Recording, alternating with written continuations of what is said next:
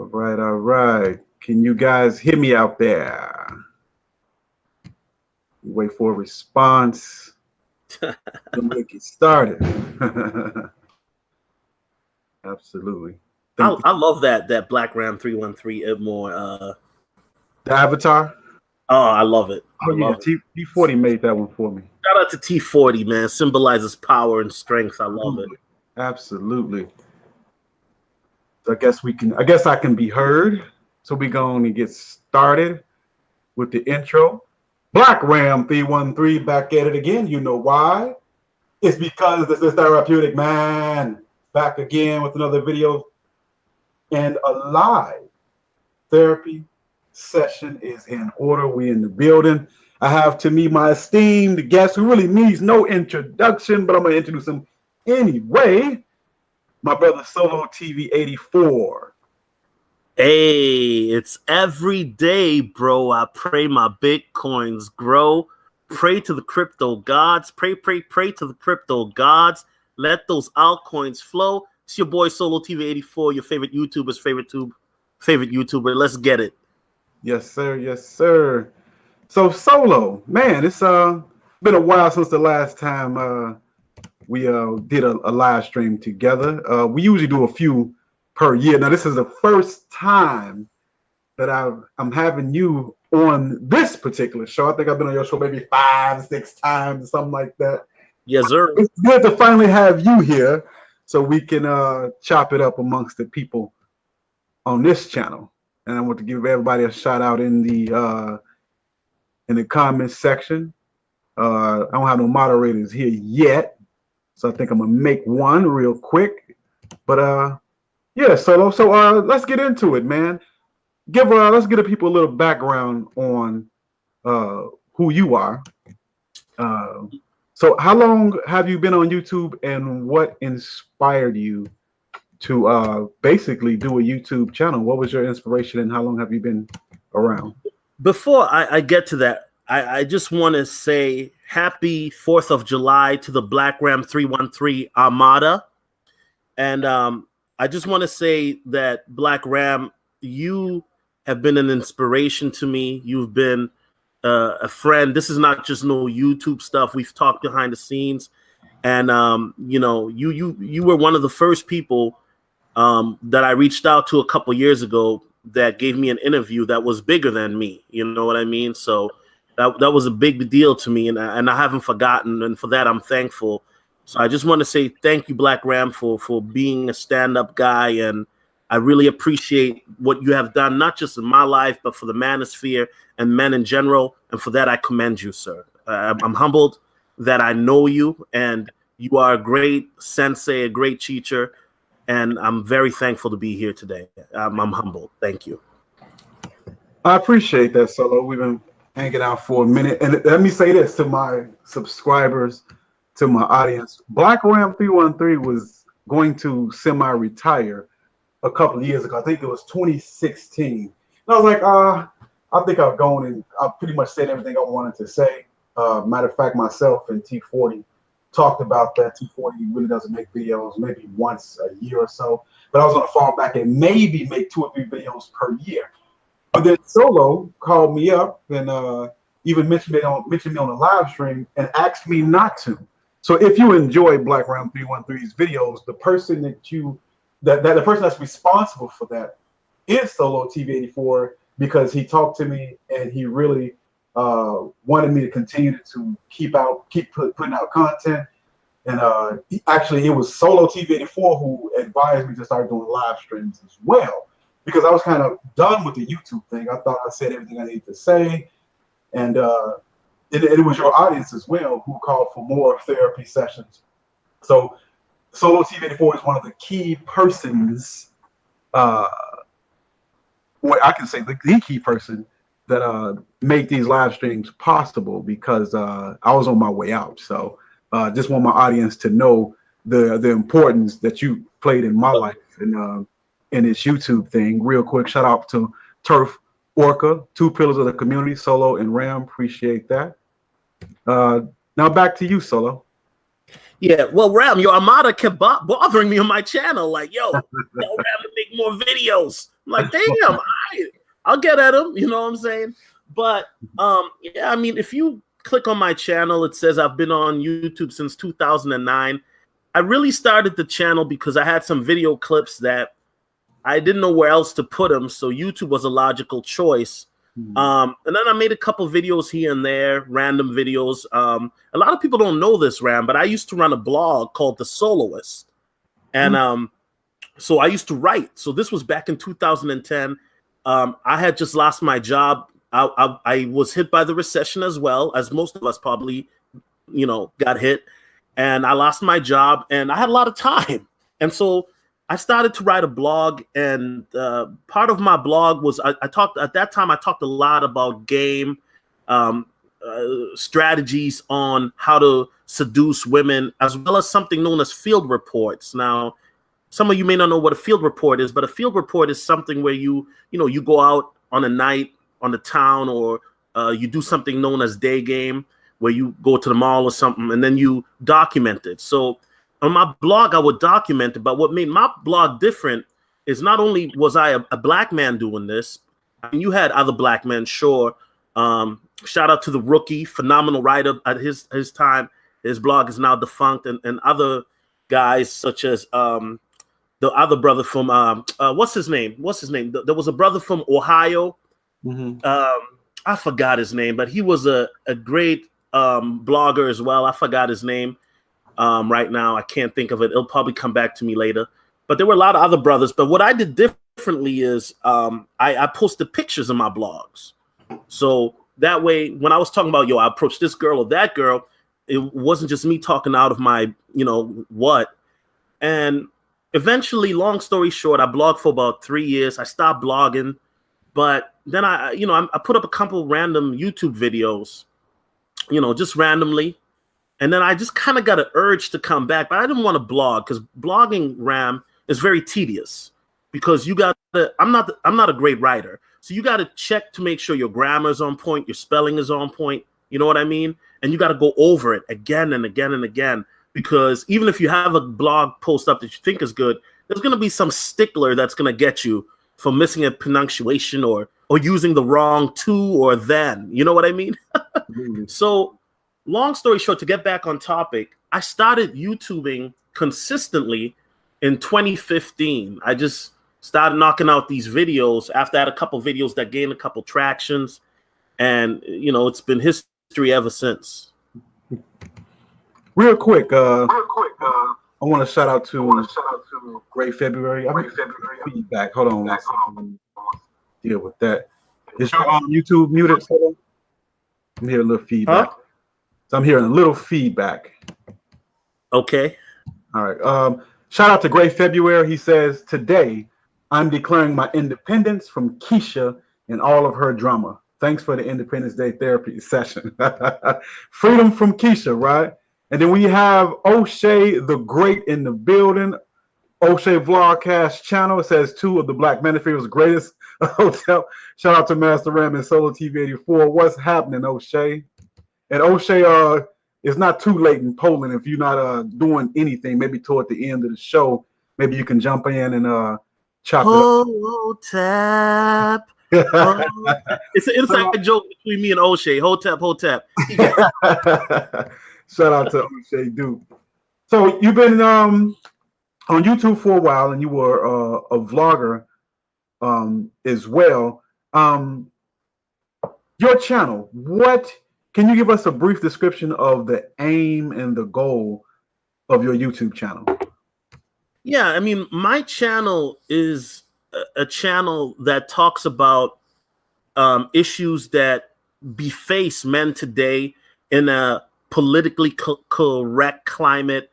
I talk about, a lot of current events. As you know, right now, the Me Too movement is going rampant. I talk about feminism, but not to be like any other channel. I also switch it up. I talk about finances, such as investing in cryptocurrencies, wholesaling, and I've even had guests on in regards to penny stocks.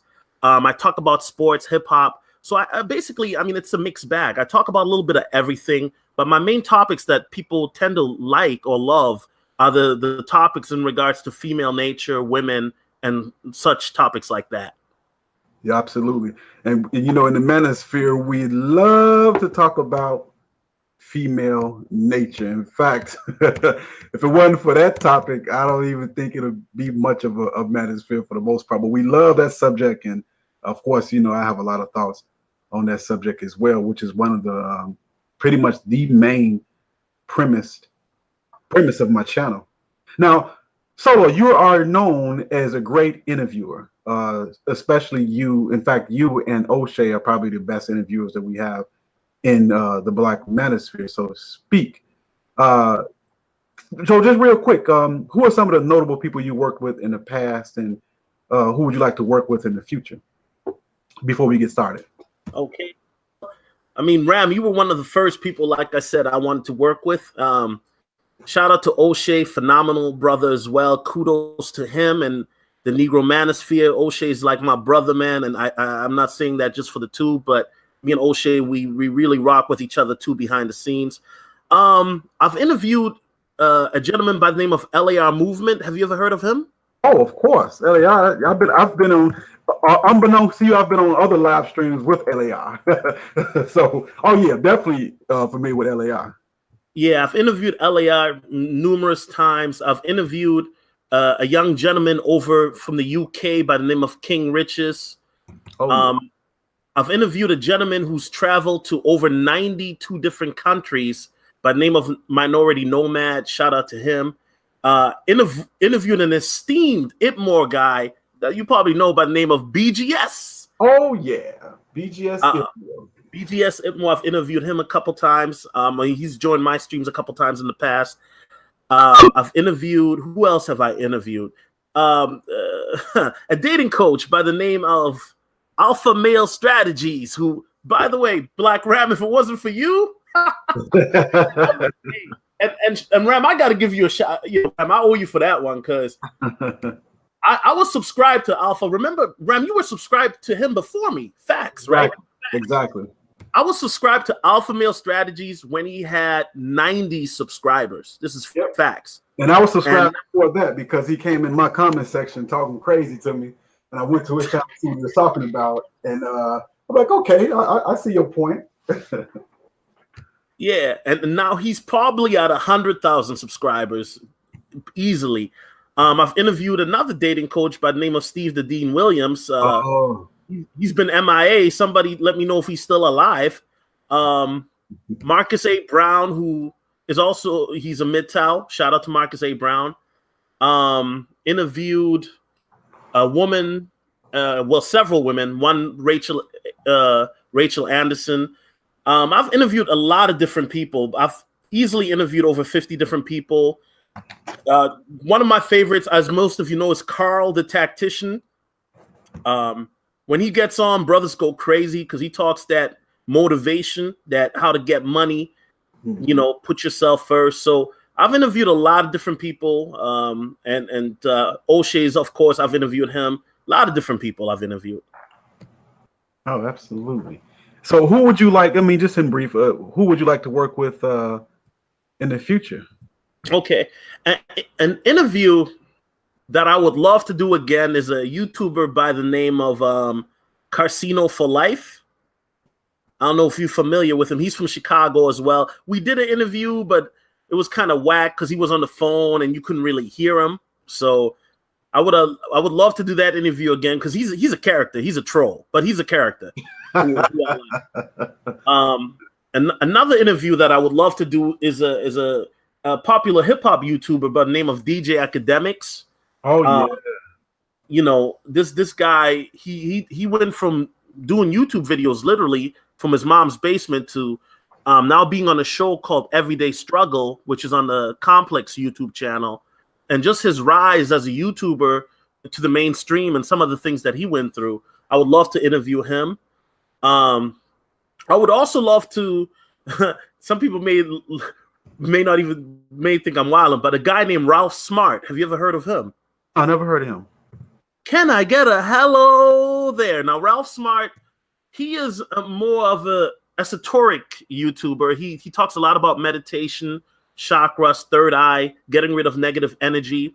And I would love to interview him because he's been a big inspiration to me as well. And then Philco is definitely a guy I'd love to interview as well. He's a little bougie though, but you might have to throw some bread at him. And it's somebody who I would love to interview, and I'm not going to mention her name, but there's a gold digger that I would just love to interview, just so I could. Gold digger? It would be a funny interview for the sake of laughs. Wow. I think you know who I'm talking about, Ram. No, I'm not familiar. Who you got in mind? Okay, I don't want to give her no shine on your channel, but she's a gold digger. Her name is Shira7. Oh, and, yeah. I've heard you mention her. I'd love to interview that broad just because I know it'd be a funny interview, just for the laughs. Wow. Excellent. Let me give a shout out real quick to a couple of super chats. We have Shia Star. Thank you for that super chat, sir. And R Rose coming in to get his therapy session on. Absolutely. So I'd like to shout out to those brothers for the super chat. And we have about 135 watching. You know what that means? That we need you all as you come into the chat room, as you come into the live stream. I would like for you to thumbs up the video. Just out of courtesy, I have 40 likes, but 130 watching. Of course, that is get those likes up, people. Get those likes up. Absolutely. So like the video on your way in, and shout out to everybody joining me this July 4th at noon.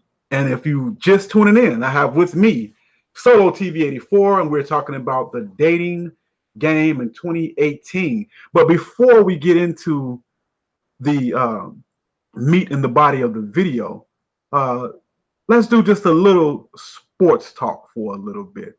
Now, as you're well aware of, because you did a live stream talking about it, we have now LeBron James in the Western Conference with the LA Lakers. So let me ask you this, Solo. That's a huge power shift. What do you think about LeBron going to the Lakers? Will he win a championship? Does he even have a chance anymore? Your thoughts? Hell no. I mean, did you just hear the Golden State Warriors got Boogie Cousins? Well, I mean, Kawhi just might be a Laker someday soon. So you got to put the Lakers, I mean, Boogie, give Boogie his credit, but however. Okay. I put it like this. Ram, Paul George, there was this notion that he wanted to go to LA. He stayed in Oklahoma. Was it really about the money? That's a good point. I just want you to think about that. If they get Kawhi, they will be competitive. But Ram, you got to look at the Western Conference. You got Houston, James Harden. They were one game away. If Chris Paul wouldn't have gotten injured, Ram, like you said in your previous video, they would have gone to the finals. I really believe it because Chris Paul was going off in that game 5.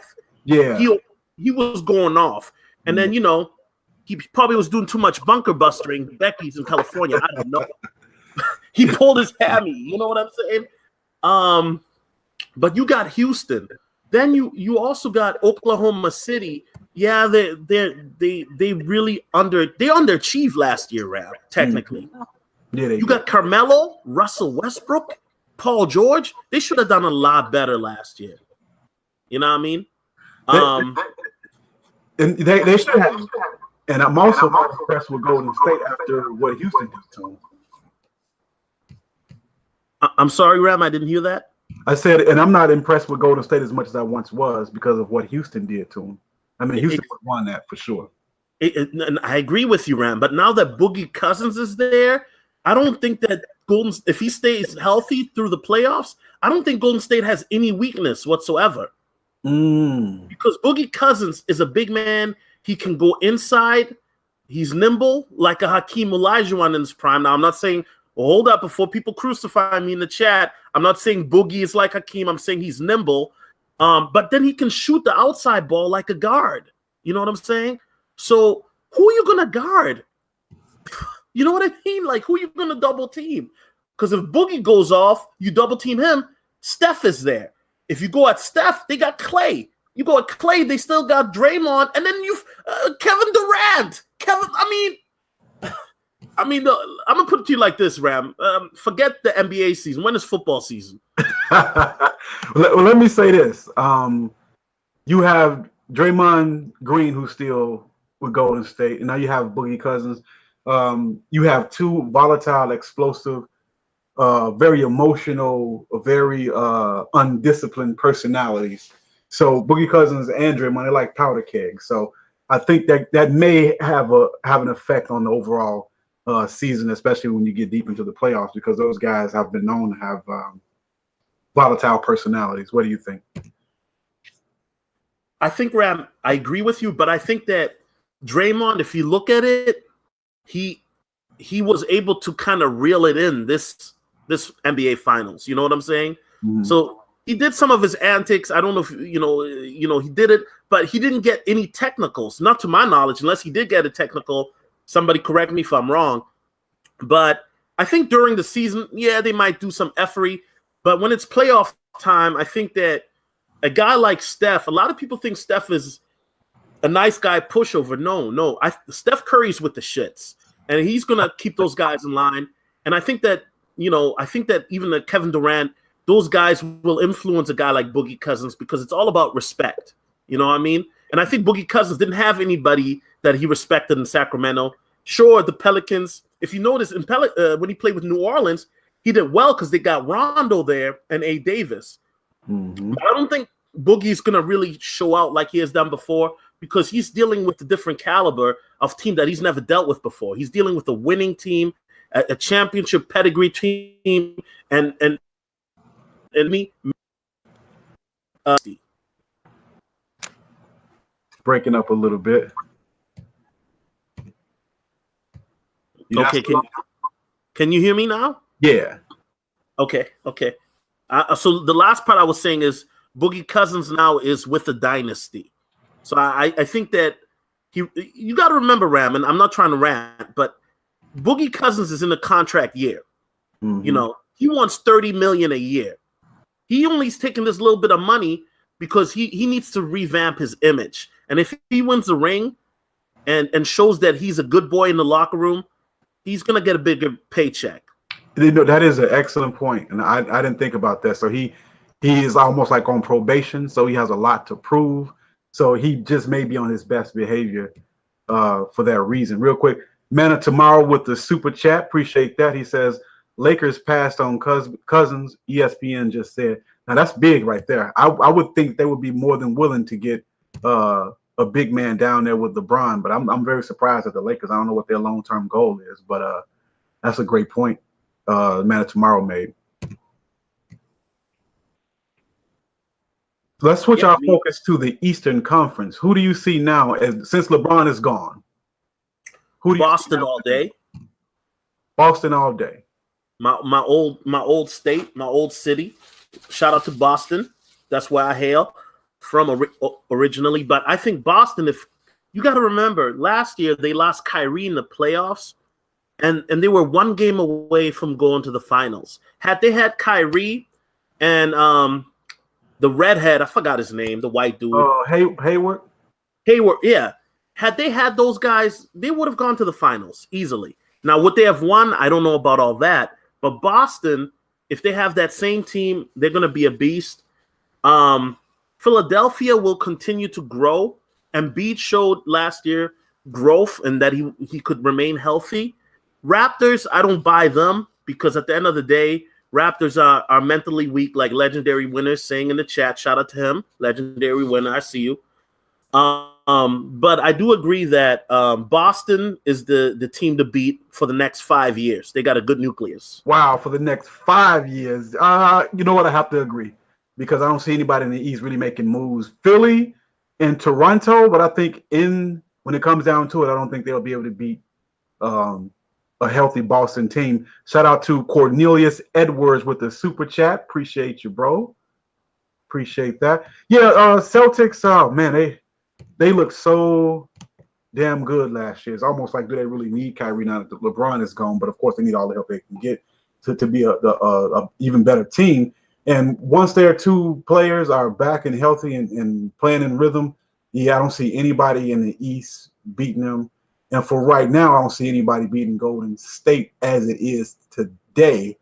However, you got to give LeBron James a lot of credit, man. I think if they put some role players around him and another player, I think since Houston did so well, it may take maybe a year for the nucleus to come together, but since Houston did so well against Golden State, man, that I think LeBron will be poised to be right there with Houston and Golden State if they put enough people around him, and you can't discount that. He's there for a ring. He ain't there to play around. So, yeah, you got to take the Lakers seriously now for sure. Do you agree or disagree?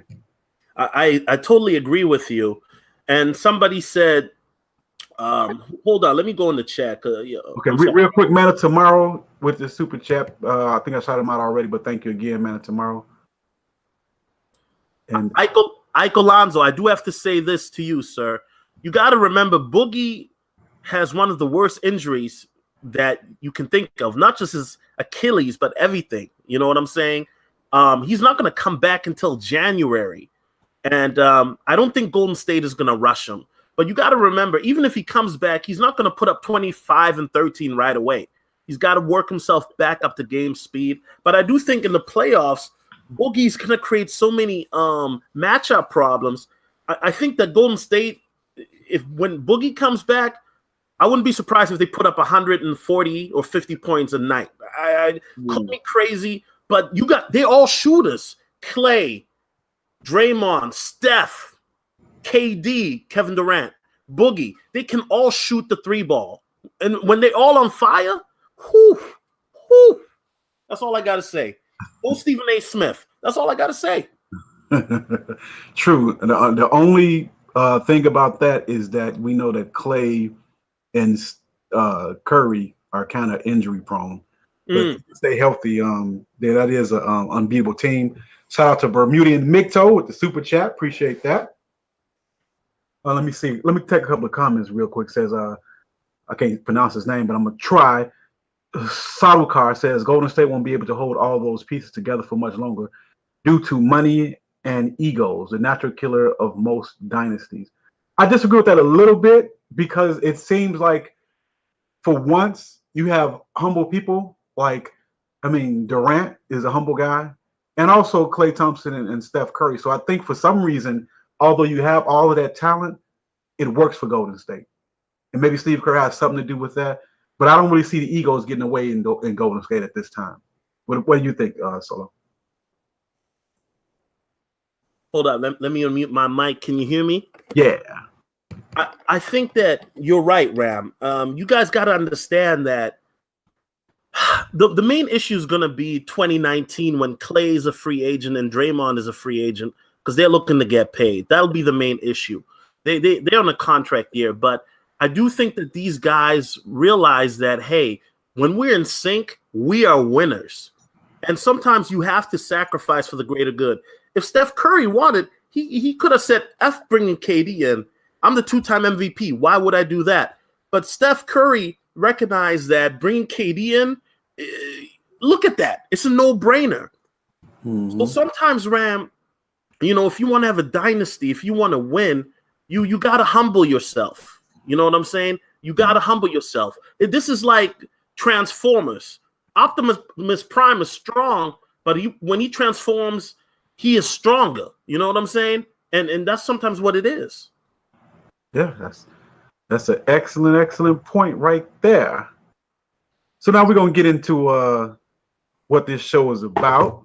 We're going to chop up a little game here, do a little talk about the name and topic of the live stream. The Daddy Game 2018 with Solotv84, if you're just joining us. And I have 134 watching, but only 75 likes. Get the likes up, people. Come on. Get the likes up. You know what, Ram? We're not going to continue the show until we get 90 likes. That's right, Solo. I need 90 likes. Get those likes up, man. You got the esteemed Sensei Black Ram. What an insult. What an insult that we have 140 people and not even 90 likes. Come on, people. Get the likes up. Get the like. That Solo. Appreciate that. Absolutely. No, they listen. You brothers gonna learn today. Oshay voice. You brothers gonna learn today. Get the likes up. We're not going to continue the show. We need 10 more likes, brothers. 10 more likes. Come on, let's get 110 likes. We need 10 more likes. Get those likes up, brothers. Stop being stingy. You got Black Ram right now, could be with the thick red bone chick right now, getting domed off. Pause. But that's what, he could be doing anything else in the world, but he decided to do a live stream with y'all tonight. We need 6 more likes, brothers. 6 more likes. Come on. No. We need 6 more. I don't care if you hit the like button. I need those 6 people who haven't hit the like button to hit the like button. Okay, Ram, we got 110 likes. Can we continue the show? Hey, appreciate that, because we definitely could be doing anything else, but we decided to chop it up amongst our brothers, man. Appreciate that, Solo. So, and thank you for everybody for liking. Appreciate that. Great motivation too, Solo. So here we go. Ram, sometimes that's how you got to talk to these Negroes. You know what I mean? Fire their ass, man. Damn. Right. You know, Ram, if you were talking to a white chick right now with a big butt, those likes would be up right now. Exactly. Exactly. It's a shame. Exactly. Yeah. So, Solo. Now you are known by many as well, I'm gonna ask you that question later. We're gonna talk about that a little bit later. So, Solo, you are an advocate of the dating game, getting into the field, shooting your shot, talking what you need to talk, to pull who you want to pull. About how many approaches do you have under your belt, and explain that to us, and why you have so little or so many? Can you talk to us about that real quick? Now, are we talking approaches during a certain period, or are we talking about lifetime approaches? Lifetime. And also through a certain period as well. Okay. So it's not a secret, as some of you know, I used to be part of the seduction community, learning game, you know what I'm saying? So during a 5-year period, I was an approach hound, or as Oshay would say, the holler monster. That was me. So when I was during my holler monster phase, easily over 2,000. In my lifetime, I would say easily over 3,000. Now, people will say, how do you know this? How is this substantiated? During my first year in the game, right, from 2008 to 2009, I kept a journal of my approaches. Now, the journal, Ram, I would say is about probably 75% accurate, but I would write down after night out the women that I approached, what I said or what happened, just to keep a record of it. And the reason why I did that is because I wanted to improve. I was a student to the game.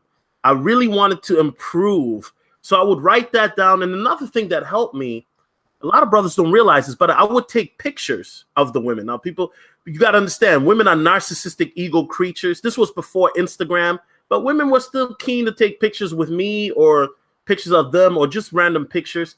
And so I remember after the first year of the game, when I was just writing, I was kind of writing a wrap up, so to speak. In 2009, I counted, it was over 1,000 women that I approached. And after that, the next year, I mean, Ram, let me stop right there. There were times, Ram, and we'll get into this, but me and one of my boys, right, at the time, shout out to him, J-Set, we would go out, approach women for sport. Now, what I mean by that, we would see who could get more phone numbers. And at the end of the night, Ram, there would be times where we, between two of us, approached over 100 different women. In one night? In one night, Ram. I bullshit you not. If he was on the stream right now, he would confirm that. But you got to remember, Ram, I'm not here to say 100 women in one night, we slept with all of. That's not what I'm saying. What I'm saying is we approach women, we talk to them, we engage them. Some of these women, we may have said, hey, how you doing? What's popping tonight? They blew us off. Some of the women, we got phone numbers. At the end of the night, J-Set may have had 11 numbers, and I may have had 7. He always beat my ass, I ain't gonna lie. But, it was a sport. But we were young men. Now, Ram, I'm too old for all that shit. But that was an era of Solo doing soloish shit. You know what I'm saying? So look, so now since you're older, has your approaching numbers changed? If so, why? Definitely. Well, number one, Ram, my focus now is not on women as it was in my younger years, in my 20s. Now my focus is more built on building a legacy. Do I still approach women? Yes. But here's the funny part, Ram. Even though I approach far less women, my notch count percentage or my ratio of approaching women to smashing them is higher. Now, some people may say, why is that? The reason why that is because now I'm very meticulous of my approaches. I understand the type of women that I can pull. And even though I may not be always successful because it is a numbers game for me, I understand a lot better now. Where in my 20s, I would approach a woman, no matter how gorgeous she was, fine she was, no matter what the obstacle was, I would do it. Now I'm a little bit more pickier, and it has paid its dividends. So now it's more about quality than quantity, huh? Yes, it's about quality than quantity, but more importantly, it's not just about women, Ram. I want to emphasize it's more about when I go out, it's more about me having fun. It's a lifestyle thing too. We'll get into that in a second. But when I go out nowadays, I'm more apt to watch the game than holler at everything in sight. The holler monster has left solo. Now, you were a part of a community. Now, you said it in your videos before that you weren't PUA. For those who don't know what PUA is, it's pickup artistry, made famous in a book by Neil Strauss called The Game, and also a VH1 miniseries or television show called The Pickup Artist, made famous by a guy named Mystery. And I'd also like to say what these POAs were doing were the same things guys have been doing all throughout the 60s and 70s and even 40s and 50s in the Black community, basically using those same techniques. So you weren't part of the PUA community. Were you with Real Social Dynamics, RSD, or what community were you a part of in your early days, Solo?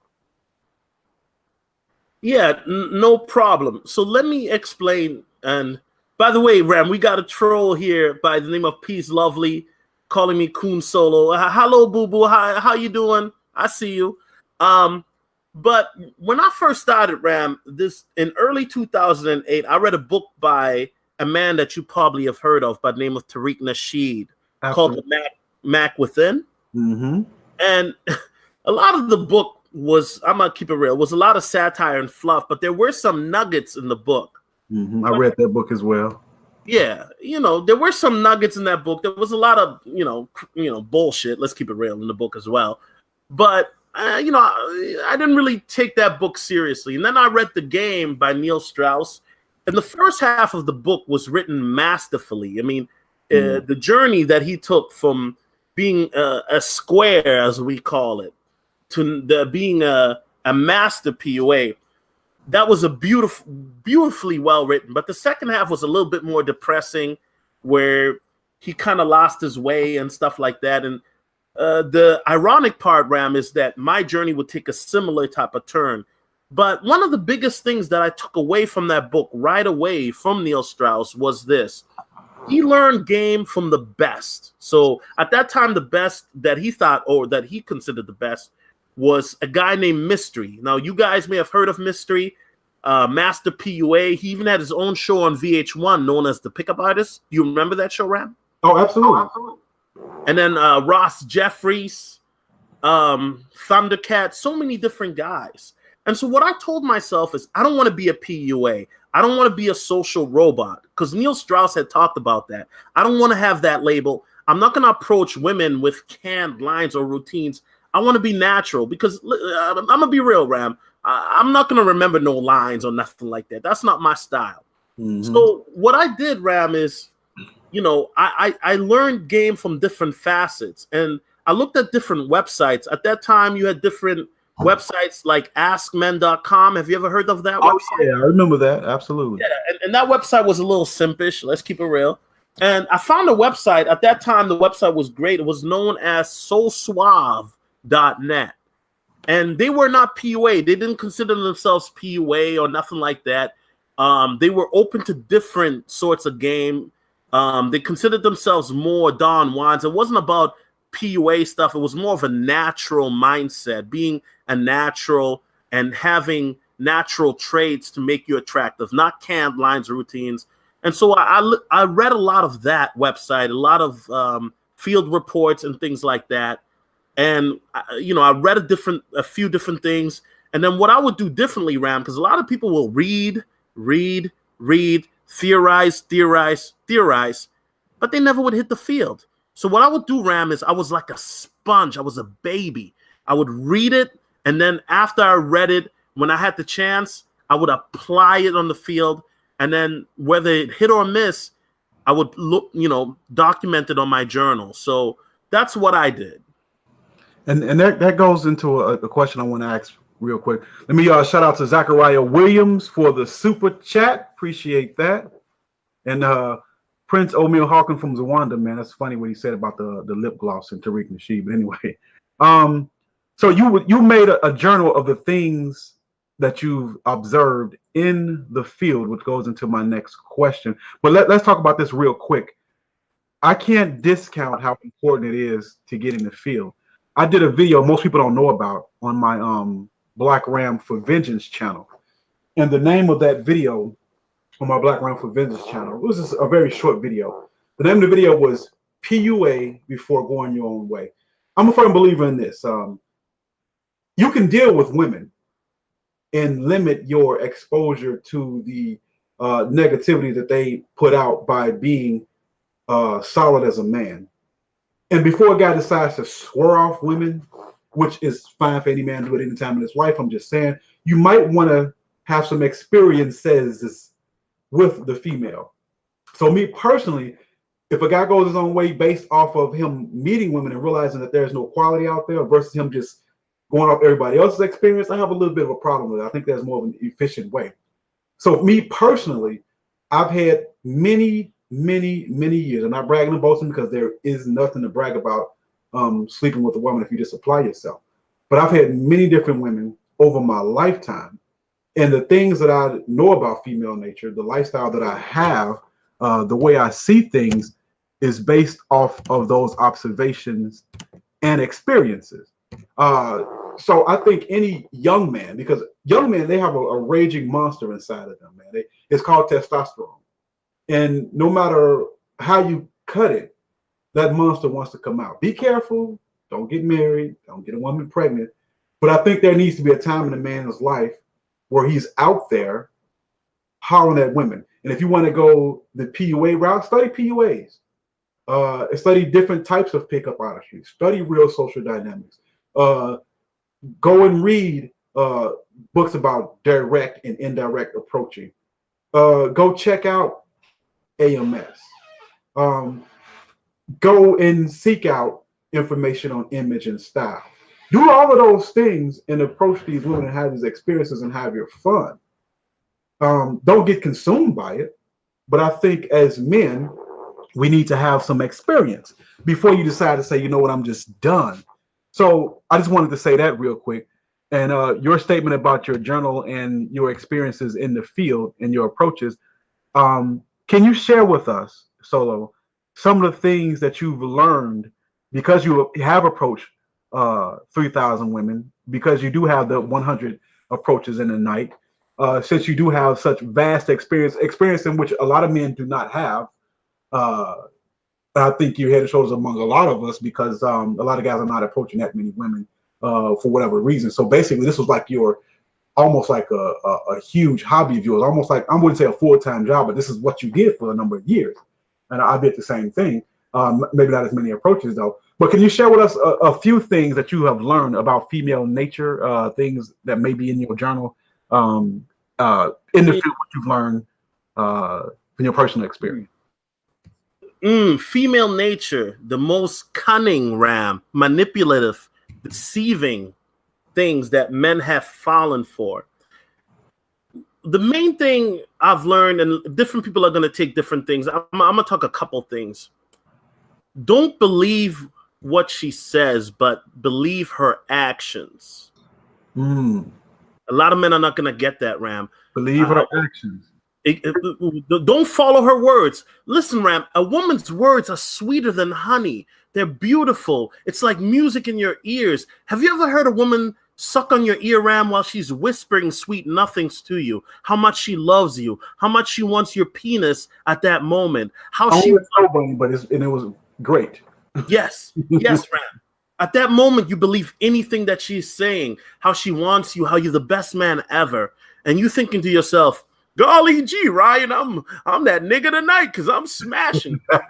But make no mistake, Ram, and as you know, because I know you said it yourself, those are empty words. Now, let me get into this. And let's get biblical, Ram, because I know you are a student of the Bible. I know absolutely. Just 1 second. Hate to cut you off real quick. Go ahead. Shout out to you, Solo, for the super chat. Hit the like button, y'all. Didn't want to miss. Ram, please say that again. Shout out to Solomon Jones' channel. No, not me. Hit the like button. Hit the like button, y'all. Hit that like. We got 185. We need 20 more likes. Listen, Ram, we're not going to continue the show until we got 150 likes. We need 20 more likes, people. Get those likes up. You got Black Ram right now. He could get his get a BJ right now for some Chicago Dottie from O Block, but he is here. Hit the like button. Please, people. Stop it. We need 10 more likes. 10 more likes. Free. But to save your soul, that comes at a cost. Can you hit that like? We need 10 more likes, brothers. Yes, stop being stingy. This show ain't going to continue until we get 10 more likes. You think I'm playing? We ain't playing. We need 10 more in the Ram. I'm not playing. We're not going to continue the show until we got 10 more likes. We need those likes. Where we need the likes. We need those likes, brothers. 8 more likes. 8 more likes. This is listen, I'm here for therapy. The reason why I'm here, Ram, you know why I'm here, Ram? Is because I got a confession to make. I got a confession to make. Okay, Ram, we got 30 more likes. We can continue. Oh, these brothers, yeah. And real quick, shout out to Keith X for his amazing super chat. He says, salute to Ram, Solo, and the room. Knowledge is power. And I see we got MAB in the house. Salute, fam. And salute to everybody in the chat who comment and liking and this, that, and the other. Appreciate that.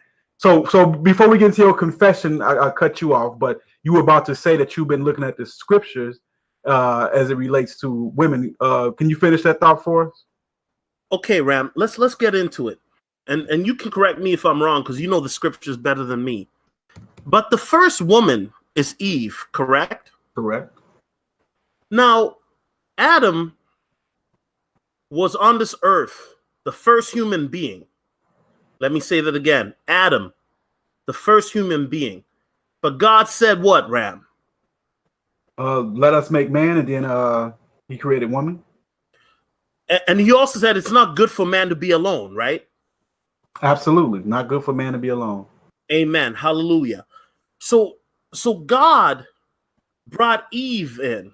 And what did Eve do? Instead of Eve helping man, she created something that you termed called...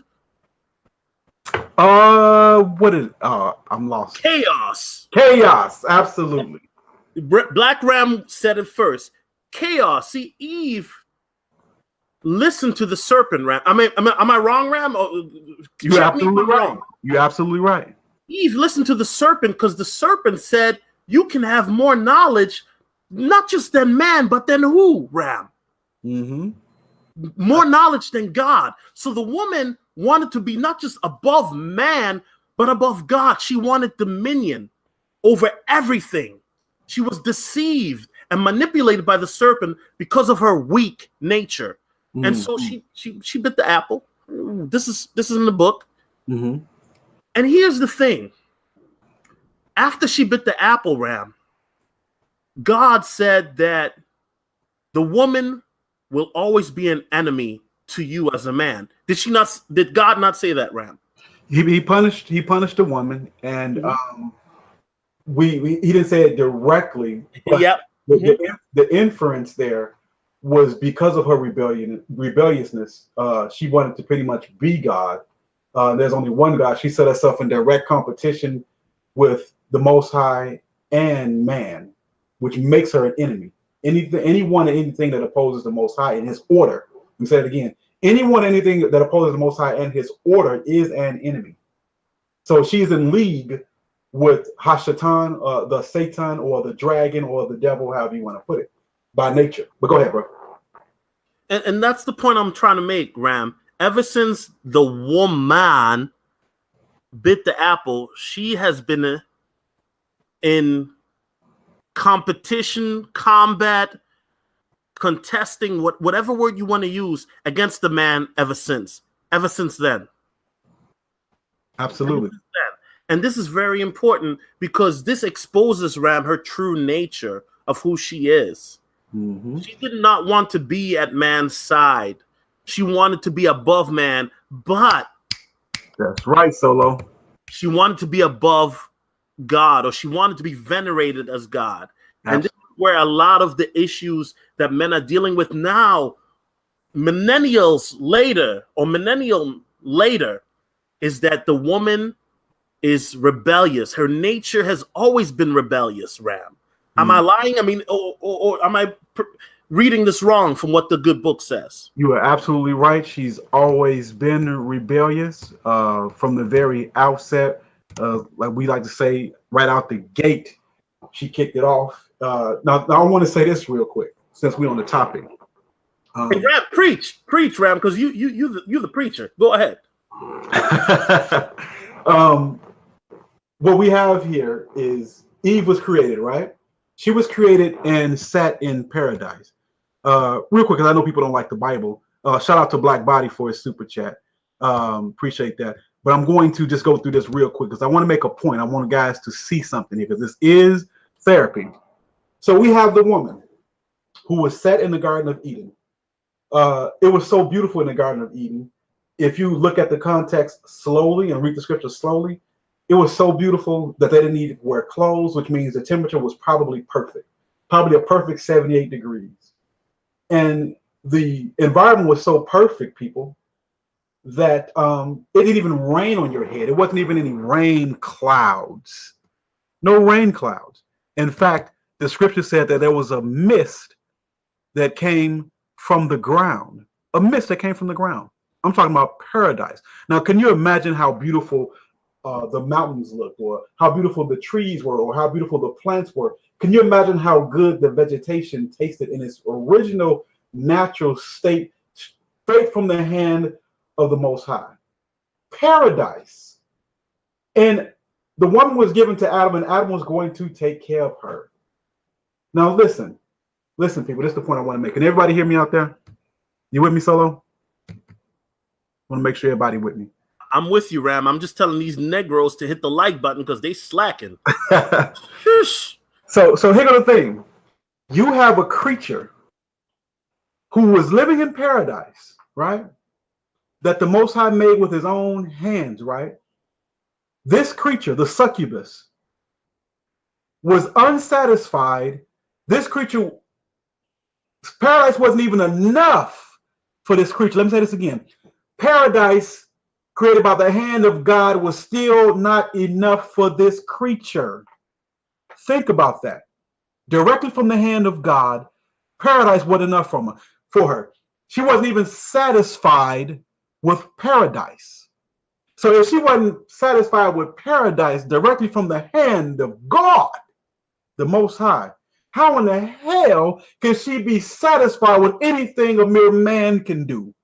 My point is that the creature is corrupted and insatiable and extremely an enemy, from lack of words. The creature wasn't satisfied with paradise from the Most High. How in the hell could she ever be satisfied with you, me, 10 men, 1 million men, 100 million men? Impossible. So this is the type of creature that we deal with, that we're talking about, that we're trying to date, that we're trying to marry, impregnate, or either stay away from. A creature that wasn't even satisfied with the paradise of God. How can we do any better than God? Impossible. And if God can't satisfy her, who in the hell can? But back to you, Solo. Yo, I'm just listening to this therapy, yo. Get the likes up. People, get the likes up. Come on, man. the likes up.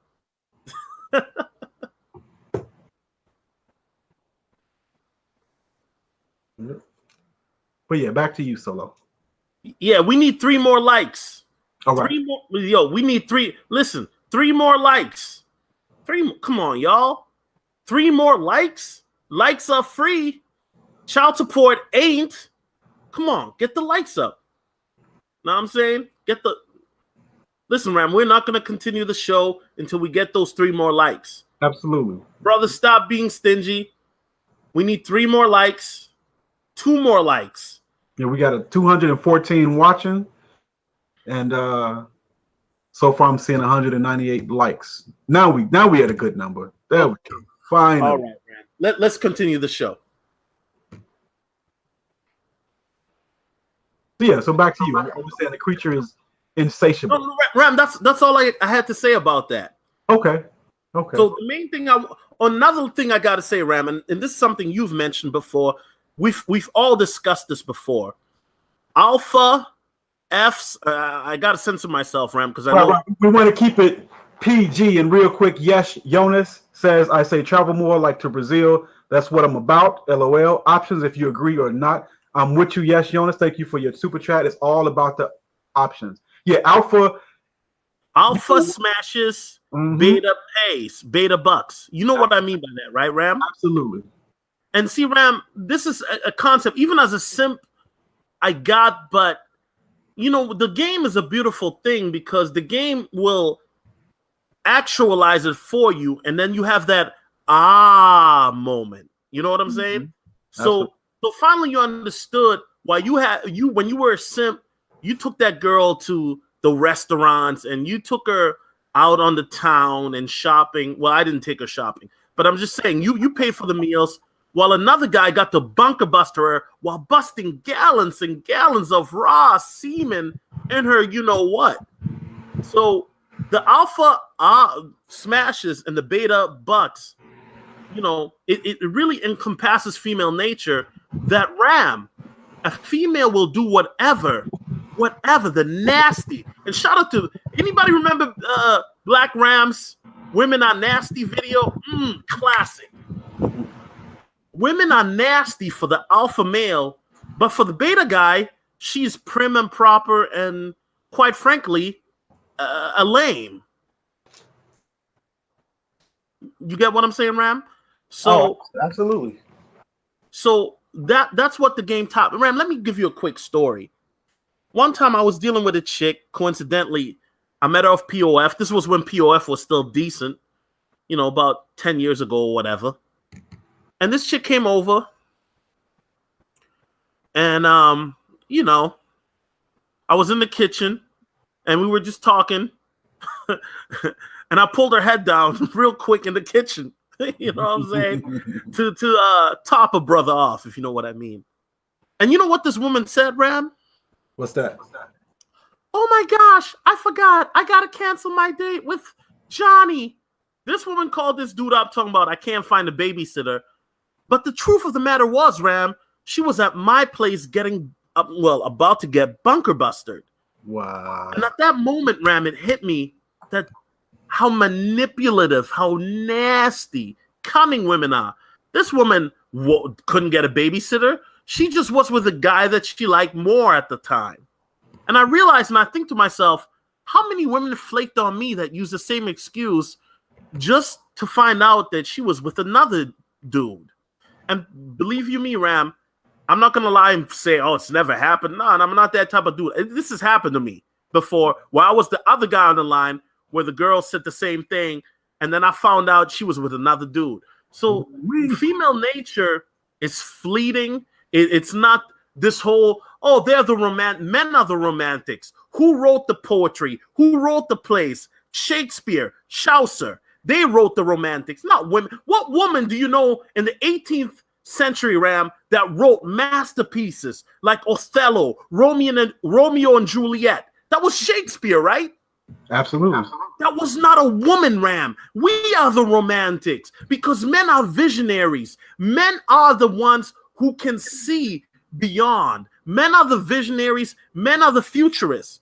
Chaucer, men, we are the men who are builders. Julius Caesar. We built empires. Vini Vidi Vici.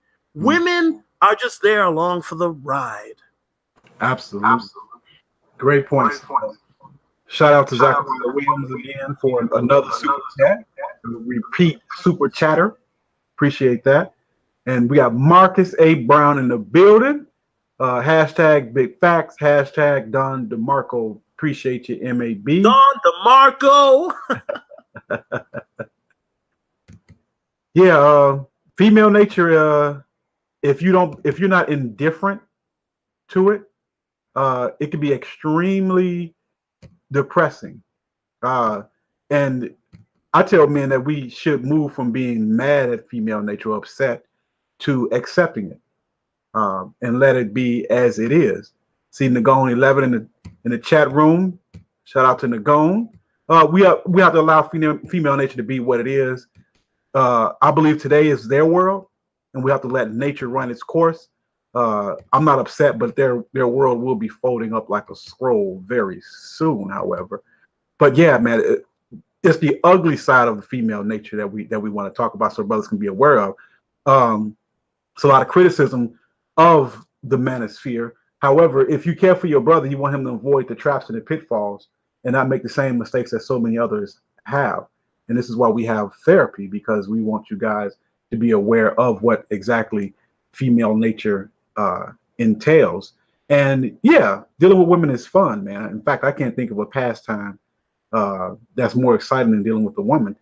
But this is why we're in need of therapy, because that need, that desire to have such fun could lead to your ruin. And I've made a lot of bad decisions when I was much younger because of my own nature. And we don't really talk about male nature much, but male nature is to deal with females. And that's the problem, so to speak. There is a situation or situations where you can deal with women from positions of strength and minimize your risk.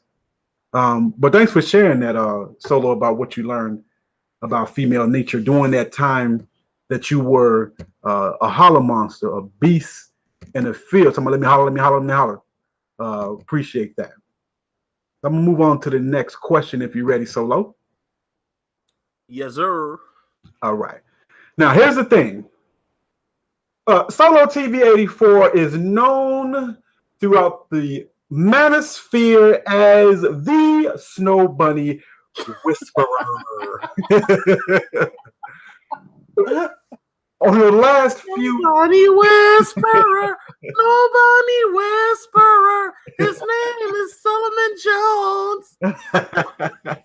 Don't let the pro-blacks here with the fake weave and eyelashes. Don't let them please don't let them see it. No, I'm joking. Go ahead, Rap. Shout out to Milkman the Trucker, and Mr. Limber too. So you are known universally as the Snow Bunny Whisperer, but I heard you on a few recent chats, you mentioned this a few times, that you're changing it up a little bit. You're switching shoes, man, and you're changing the game a little bit. And you said in our quote that you are going to start approaching the BWs now, which, hey, I still deal with the BWs. But you're going to switch up and start approaching more BWs. When did this start? Why? What's your inspiration behind this? And what do you expect to gain out of such? Ram. I'm glad you brought this up. There's this whole misconception that I've never dealt with the succubus, as you say, or the BW, or urban woman, as I like to say. I've dealt with them plenty, and I documented this not just in my field reports. By the way, Ram, I know you got the link I sent you to the free ebook I wrote 5 years ago, and I got to do a plug for brothers who think I'm just talking crap. But Ram, I've always dealt with them. You know, my misconception, and we've talked personally, and I know that you have.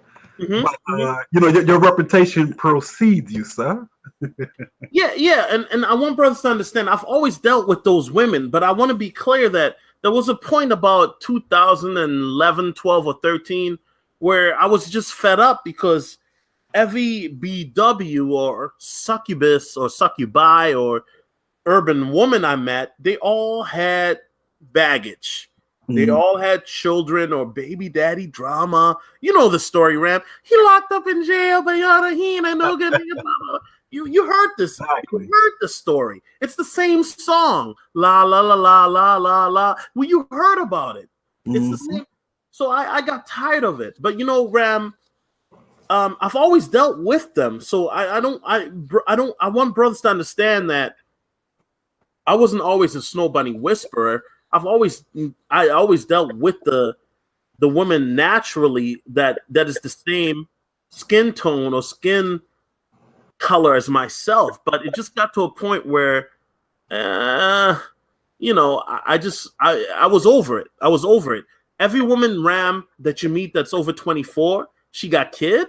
Is that normal? Is that supposed to be normal? For the succubus, of course.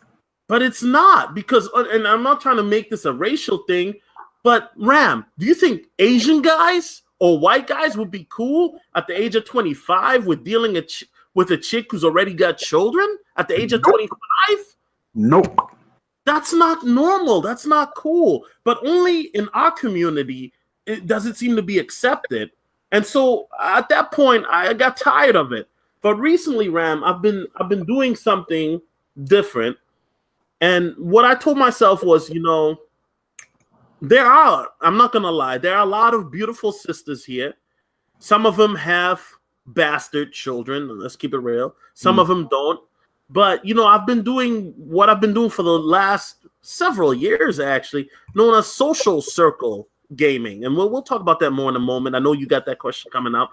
But, I've noticed, Ram, there has been an influx of beautiful black women, but what I'm about to say is going to make people mad. These black women are imported. They're from Ethiopia, Somalia, Eritrean black women, and they bad.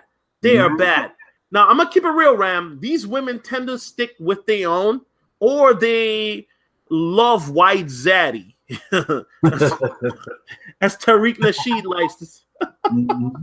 They love white zaddy. But at the end of the day, Ram, I've been hanging out with these black women, and I'm like, God damn, they on point. And so it kind of changed my mind. And on top of that, recently I approached this light-skinned chick, Bad. She's a Minnesota 9. And we're going to get into the ratings in a moment here, of course. But she was bad. Minnesota 9, Ram. I got her number. And I'm gonna keep it real. I'm not the type of brother here to lie on my phallus. Never have, never will. I'm not here for validation for that.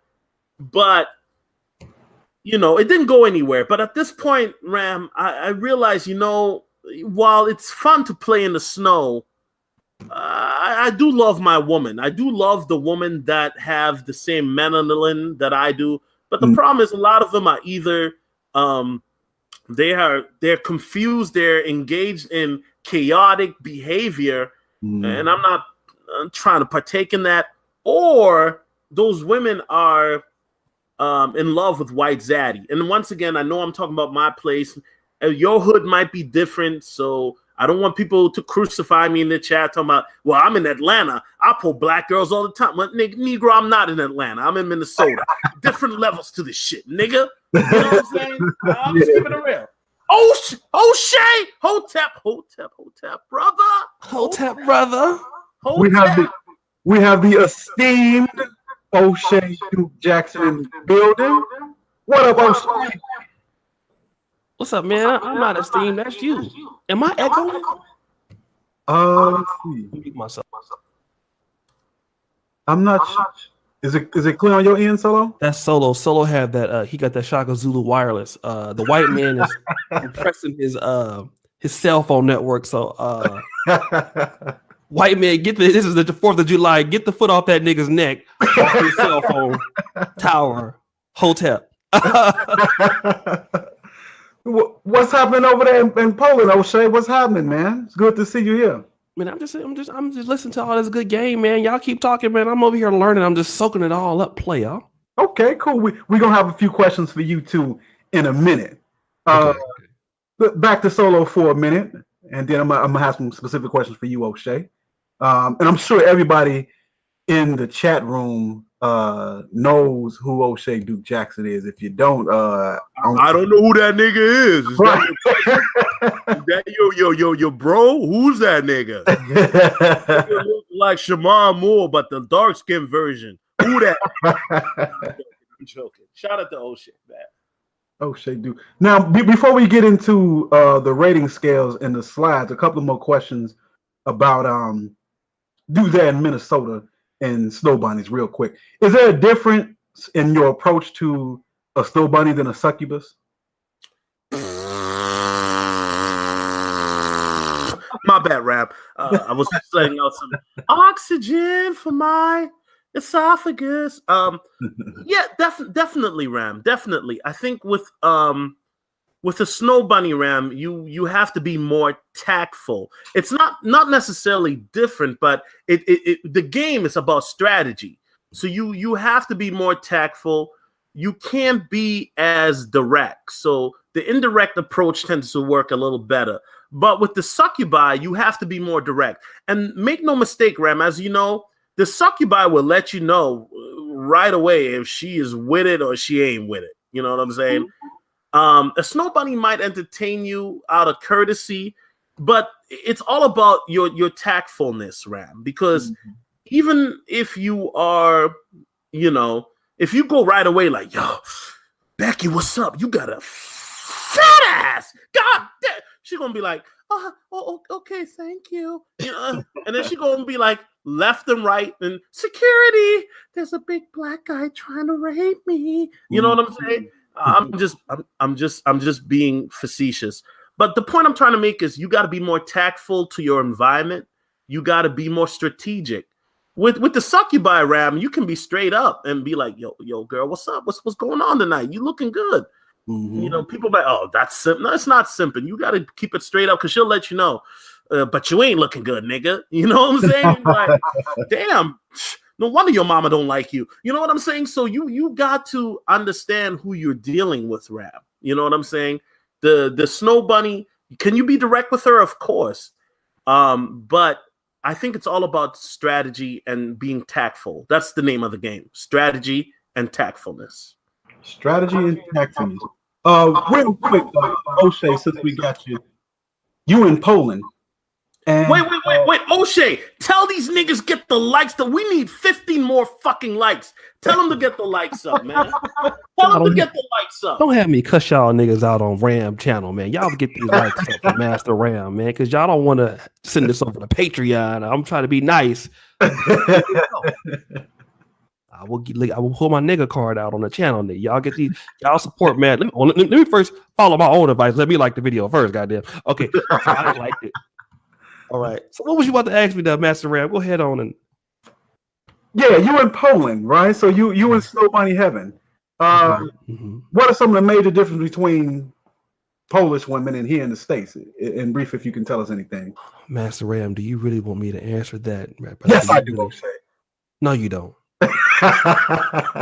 You don't want me to. Ram, I'm gonna tell you. I'm gonna just be honest. I'm gonna just. I done told people this privately on Patreon. I'm just gonna say it publicly. Man, these white women are so nice out here, man. The only reason why I'm afraid to go out with one, because if I do, I ain't never coming back, nigga. I'm not coming back. You never coming back, dog.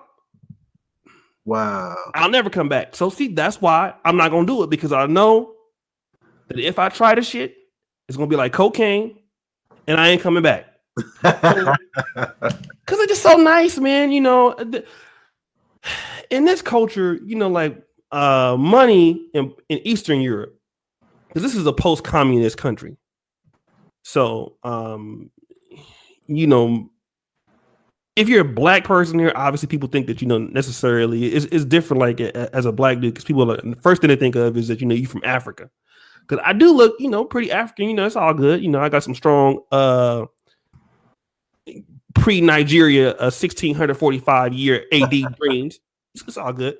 So but after you get past that hurdle, these women are nice, man. They're very Okay, I'll tell you like this.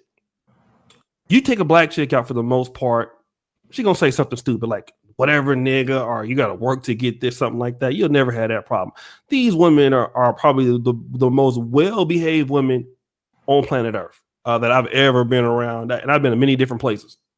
So much so that if you come here and you date one, you're never going back. Ain't no reason to go back. That's all I'm going to say about that because I don't want to incriminate myself. Hotep. Shout out to DJ Cadillac for his super chat. It says, I feel like a classic coming on. Respect to the Kings. What up, Cadillac? He got that nice suit on, man. That man, are you Jehovah Witness, brother? Because I would like a watchtower in that suit, player. Yeah. So a question for you, and since the title of the video in the show is a gating game in 2018. Again, if you just tuned in, you're listening to Black Ram 313, and on deck I have with me Solotv84 and Oshay Duke Jackson. We chopping it up about the dating game in this modern era 2018. Things change throughout the years. Just a real simple question to both Solo and Oshay. Solo, you can take the floor first. When you're in the field nowadays, Solo, you're an older guy, you got experience, and there's a lot of different perceptions on this. Real straightforward question. Solo, do you buy drinks for women at the club that you don't know, brother? I got to plead the fifth. Oshay, plead the fifth. No, but here go the thing, Ram. Here go the thing. If I buy drinks for my homegirls, is that a crime if they buy me a drink back? No, not your homegirls. I'm talking about girls that you don't know that you're trying to talk to, that you want to holler. Okay. I'm gonna keep it real, Ram. If it's dollar night at the Asian Korean spot, yeah, bitch, go ahead, have a shot. The bartender gonna comp me because he know who I am. But no, I don't make it. No, Ram, let me be clear. I don't make it a habit of buying strange girls drinks. What? No, I don't make it a habit. Have I done it? I'm gonna keep it a buck. Yes, I have. But I don't make it a habit. So what I'm saying, let's keep it real. No double talk. I don't buy women drinks. Let's keep it real. If she's my homegirl, I know the chick, whatever, I'll buy her a drink because she's part of my social circle or part of the squad, or we dating. Yes, I will do that. But random women, no, I don't. Nah, sir. Nah, not unless she's sucking on the phallus first, the pee-pee. Hold on, I gotta hit the restroom real quick. Oshay, take it over because I know you be buying them drinks, player. Hotep. Real quick, shout out to Super Triz for your super chats. As respect to Oshay Duke, Black Ram, and Solo TV. Oh, that's my boy right there. Shout out to him. Appreciate that.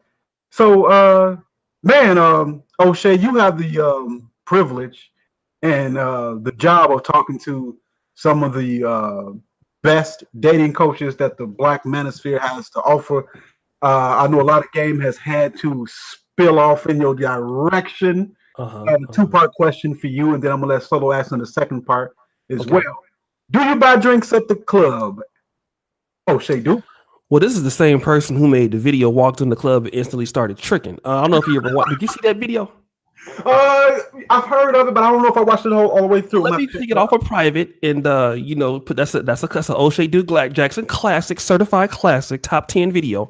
But I will say this. This is what I will say in the last year. In Poland, if I go out, these white women won't even let you buy them shit, which is crazy. Because usually if I go out to do something like a social drink, I don't really expect no coochie or nothing. I'll just be doing it because it's cheap or it's fun. I just want to, hey, get a drink. I'll buy some people's drinks, fat chicks drinks, waters. You know what I'm saying? It don't matter. I don't ugly midgets. You know what I mean? It's just whatever. But I think the question that should be answered is, if I'm interested with somebody, am I going to lead with buying a drink in order to try to get in with the female to do more? I think there's two different schools of thought. Like if you're socially out drinking or something like that, and buy you a drink. Here you go, bitch. All right, peace. See you tomorrow, like or whatever. Good to see you. That's more or less how I am. But if I'm gonna walk, hey, my name is Oshay.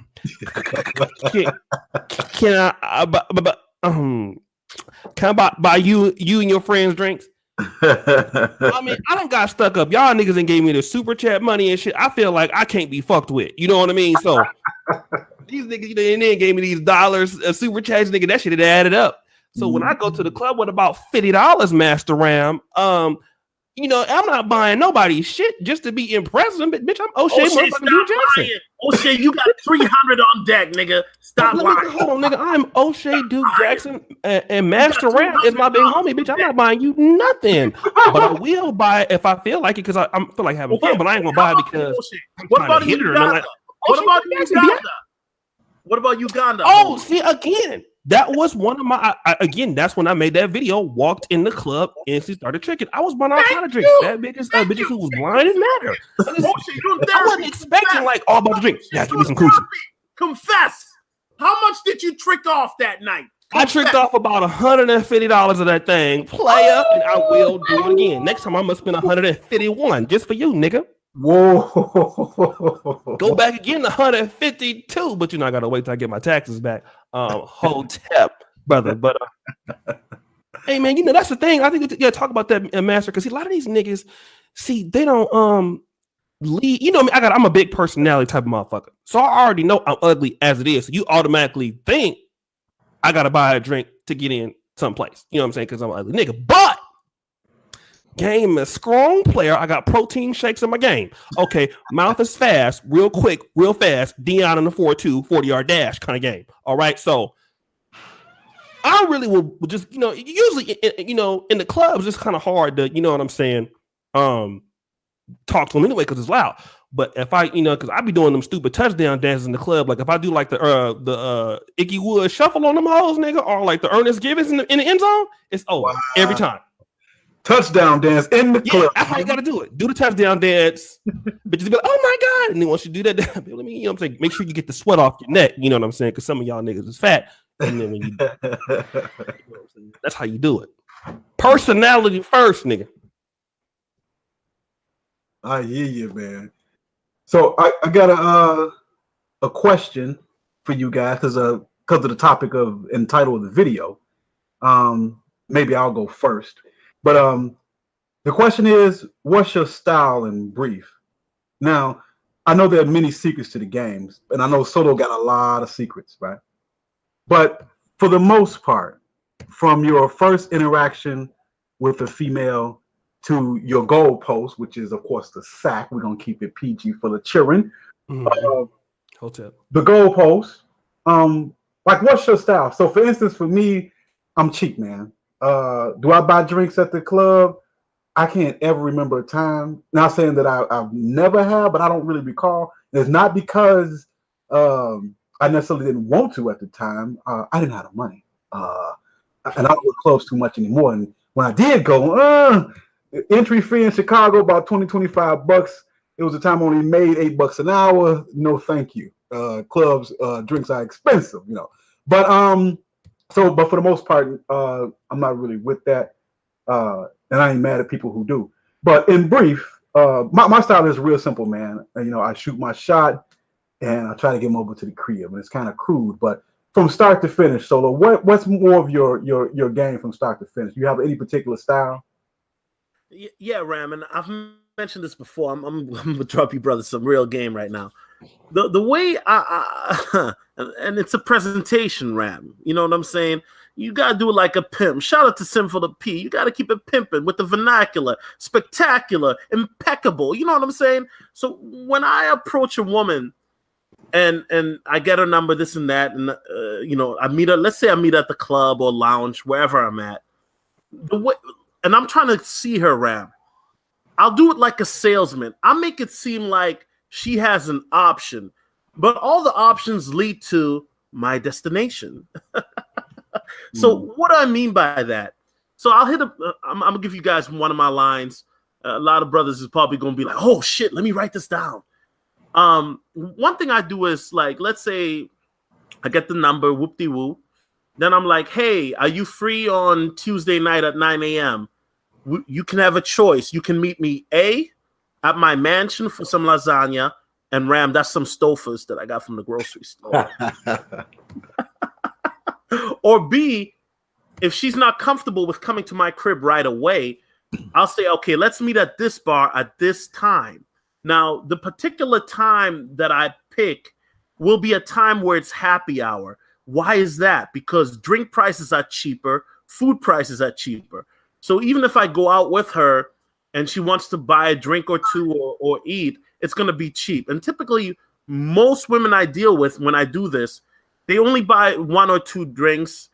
You know, and the last time I did this scenario with the happy hour, the chick only had 1 drink, and she had my phallus in the back of her butt cheeks later that night. But pause, this is a PG show. So the point I'm trying to make is you give a woman an option A, B, C, or D, just like a salesman would. But all the options are basically to the fact that you have a point or objective that you're trying to meet. If she doesn't want to meet at the crib and she goes to B, a bar close to your house, you can still escalate to your crib. Now, what I mean by escalate, you meet her at this bar. There's a nice bar by my house or a lounge. It's a Mediterranean lounge. They got belly dances, Oshay. I know you like them girls that shake their hips. Hotep. Belly dancers at like 9:30, 10 o'clock. They come the ring prices are cheap. If she's not willing to come, cool, no harm, no foul. But the second date, I'll get my black ram on. You coming to my spot, I'm coming to your spot regardless. If by the third date she ain't thumping or she ain't humping, Bobby Brown voice, then you won't get your walking papers. But you have to create a scenario that will benefit you. And that's how I have tailored my game. Good game. Good game. Oshay, what's your personal style, bruh? No homo. Role play with me real quick, man. I'm gonna just ask you. So I'm gonna say something to you, Solo. Use your girl voice. Lola Keisha. Just real quick. Excuse me. I'm sorry. Hello. Excuse me. I got a question for you. Okay. Why the fuck you look so good? Boom. That's right there. That's it. That's the game right there. That's it. And do you instantly start? Ask me why that's it. Do you instantly go in your pocket? No, I'm sorry, but I'm tell you why that is, right? Because instantly, it's gonna do 2 things. That motherfucker gonna be just shell shocked, like a motherfucker start laughing, and if she do, I'm on her ass. Boom. Girl. You know, that's when everything else just depends on how I feel. That's when it's like almost hitting a motherfucker with a haymaker. And that's the kind of personality that I am. You know what I'm saying? I don't like it to be where it's because I'm a big personality type of person in person also. Mm-hmm. So I want to keep my big personality coming. The good side, the fun side of me and all that, and keeping a motherfucker on their heels. If she don't, come off of that and she walk away, all right, cool. But I'm trying to immediately, I'm trying to shell shock a motherfucker. Like, this motherfucker crazy or different. Like, what the fuck's wrong with him? I can't believe he did this. That's me. And then if I can get her going, where you going right now? Like, I ain't trying to find out, can I meet you at 6? Where you going now? Oh, you going to Starbucks. Let's go to there right now. Let's talk. If she says no, then whatever, right? I'm trying to close the deal then. Like, what are you doing right now? And that's how, Hotep, I will not tell you when this happened, but I actually pulled up at an airport.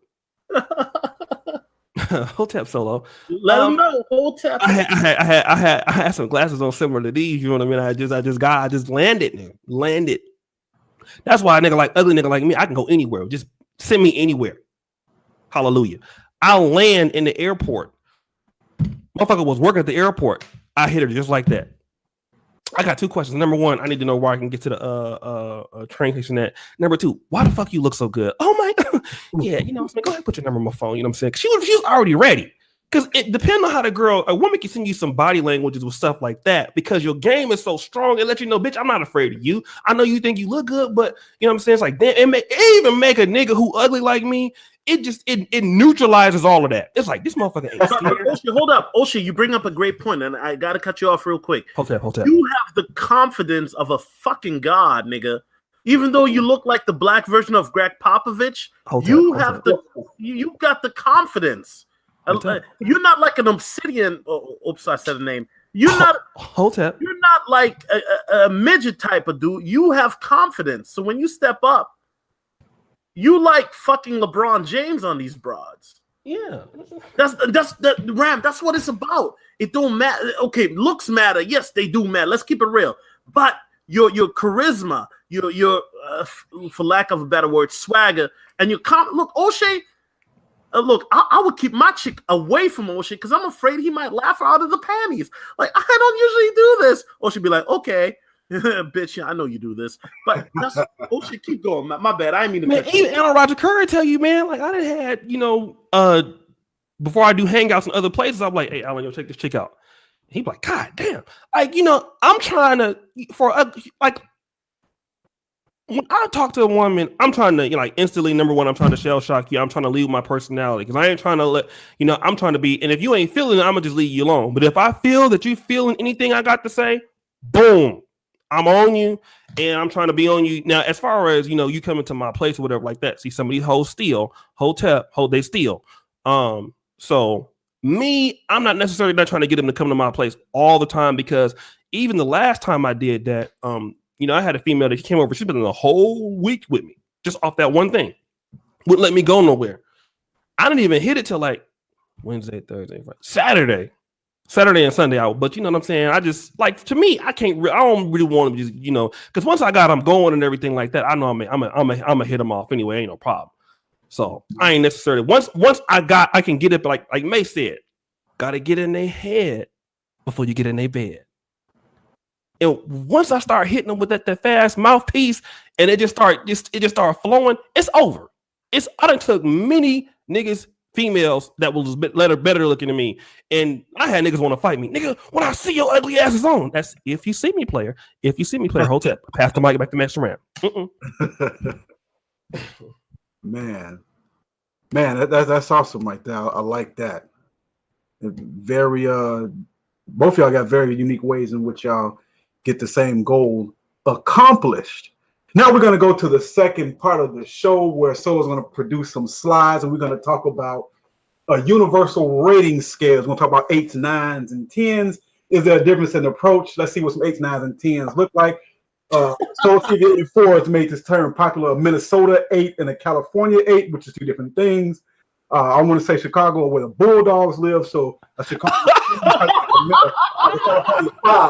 And Marcus A. Brown can attest to that. These chicks are fried in Illinois.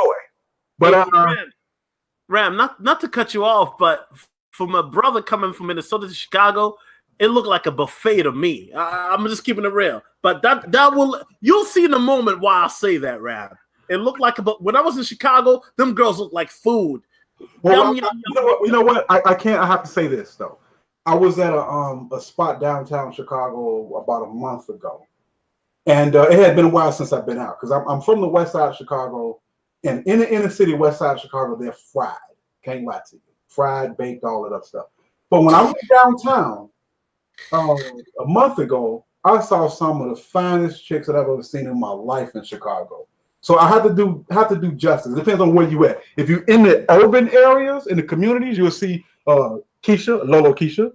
Shout out to Oshay. You'll see her with a tattoo on her neck, a tattoo on her face. She'll have kinky twist or these braids that look like they 8 weeks old. She'll be ghetto as hell. She can't enunciate words correctly. Instead of a purse, she got a black bag that she's carrying, a black plastic bag at that. So you see busted chicks in the inner city.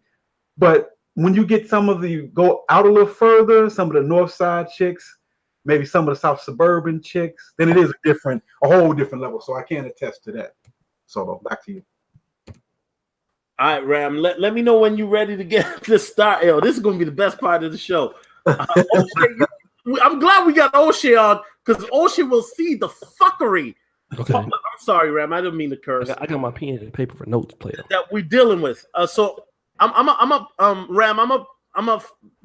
can you do me a favor? Can you put the screen on you while I do this? And then when you can see the slides, please let me know. And then you can put it on me. Is that cool? We'll do. I'm gonna put it on Oshay. He's better looking. Greg Popovich. No, I'm gonna put it on me. But go ahead, Solo. All right, Ram, you ready? Hold on a second.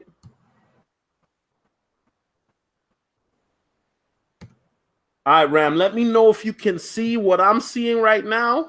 Yeah, I see it. Okay. It's a little lag, so we're gonna give the audience a chance to catch up. It's a little lag, of course. Oh yeah, I see it now. Okay. Okay. And Ram, whenever you want to begin, we can begin. The one. Let's start with the one on the left. Whoa, Ram, this is just the intro slide. Oh, this is the entrance. Oh, okay. I got you. This is the intro slide. By the way, shout out to, look, I usually wouldn't do this, but Black Ram asked me to do this, and I said, why not? This is Minneapolis rating, and we're about to get it popping. So, Ram, whenever you're ready for this, to go into it, let me know, and let's get it to popping. Cool. Shout out to Marcus A. Brown for another super chat. Says Solo would love the Lincoln Park snow bunnies. That's true. So when you come here, man, yeah, we definitely, me and MAB want to show you some places for sure. Well, Lincoln Park is definitely got to be on my list then. Last time I didn't get to hit Lincoln Park that hard, but I was on the Gold Coast and the Riverside or whatnot. So shout out to that. So this is called Minneapolis rating. A lot of people know me, Ram, for making fun of, calling girls Minneapolis 6s, Miami 10s. That's kind of a staple of what I do, okay? Mm-hmm. First, I'm going to show you guys the online scenario, and then you and Oshay can give your input. Keep it 100 as always. And I'm going to go to the first slide, Ram. You ready? Yeah, we ready. But before I begin, let me just say this, and I got to emphasize this, Ram. Some of the women, number one, this is my rating from where I'm at. I've been all over the United States. I've been to Chicago. I've been to Miami. I've been to New York. I've been to LA. I've been everywhere, almost, even freaking Iowa. So I've seen all types of women. This is just what I see in my hood. Some of the pictures are not going to be the best because 90% of the pictures, Ram, let me say this again. 90% of the pictures you're going to see are pictures that I took. The pictures that I didn't take are going to be the POF girls, the online girls that I'm about to show, okay? Those are just random girls I never met, nor do I have intentions of meeting them. So let's get it popping. Okay, and it's going to be a little lag, so a couple of seconds after you put it up, then everybody else will probably be able to see it. So the first picture you see is what I call the Minnesota 5. Oshay, what do you... Oshay's like, what the hell am I seeing? What do you give this chick, Ram? Because this is the average chick that you will see on POF in Minnesota. She like clearly Caesar. Sweeping through the city. You know what, Solo? I see the full body shot, and so she's not a big girl, and she looks pretty clean and has a heartbeat. So we already starting off with at least a 2. I would actually give her, I would say she's average looking. I would give her, I give her a 5. What about the audience? What would you give this female audience? Would you give her? I would give her a 5. Hold up. But Ram, I need that Chicago rating, player. Oh, Chicago rating? Oh, that's a Chicago 7, depending on where you at. It's a 7 in Chicago? Oh no, okay. You know what? Let me be fair. Because let me take my west side of Chicago thinking out of the way, while the busted ones, and just compare the whole thing. I would say that's probably Chicago 5.5 to a 6. Let me be real. Now, Oshay, what do you Sacramento? What do you give it, Oshay? Keep it real, nigga. Don't front because you're on the chat. Keep it a buck. I know you would smash.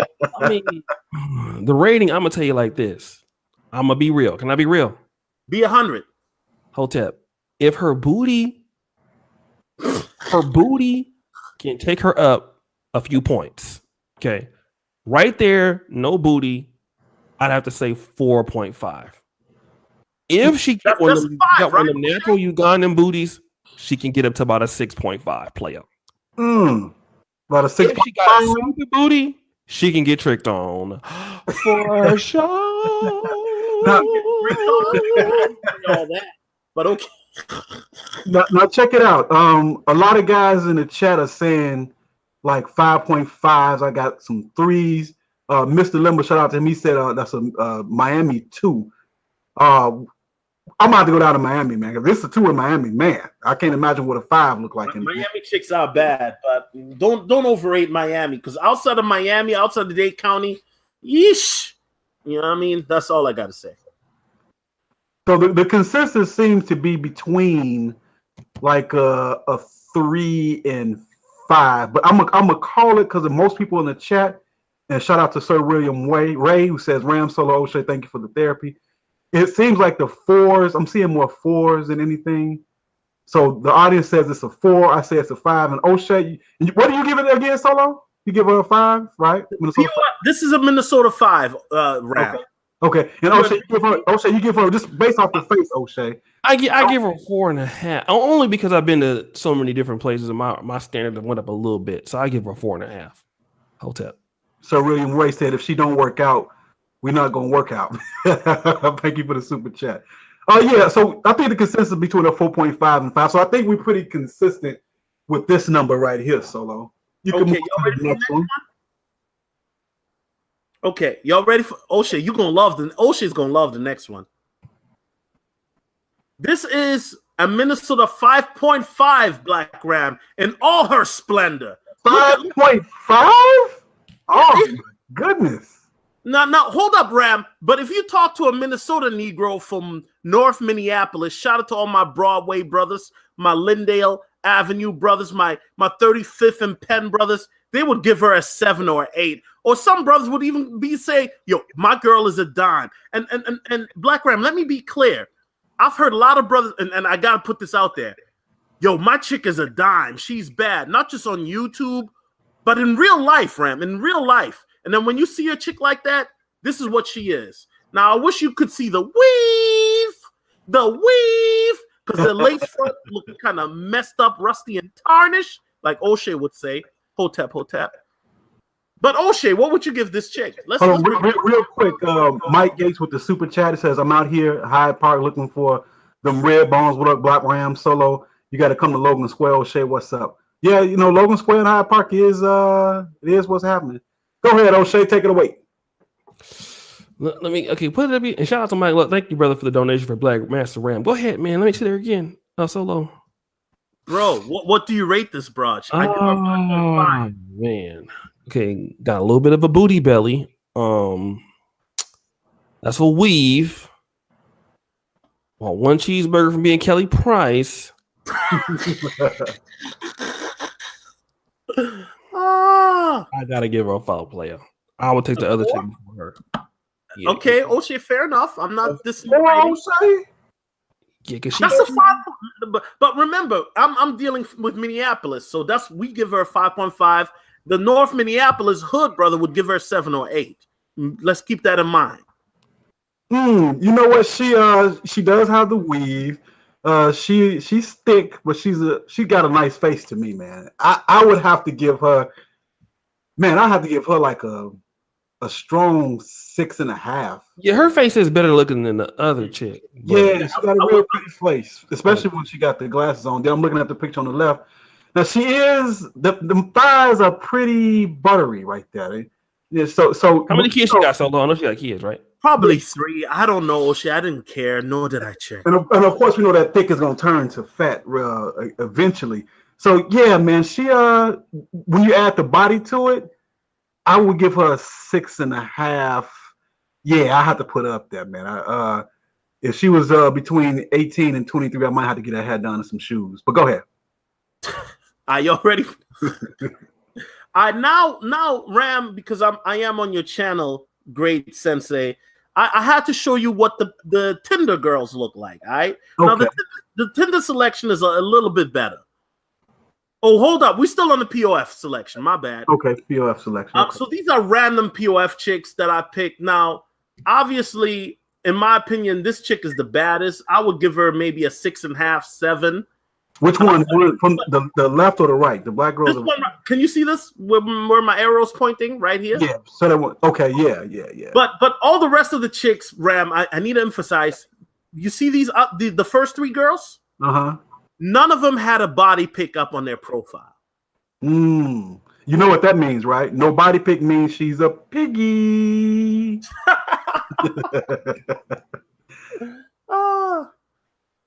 Yeah, she's a piggy. By the way, Ram, I do have to say this real quick because my testosterone levels are dropping as we're looking at these woolly mammals. Brothers, don't base your opinion on Minneapolis women on Plenty of Fish, because if you do, and by the way, Plenty of Fish is a free website for those that don't know it.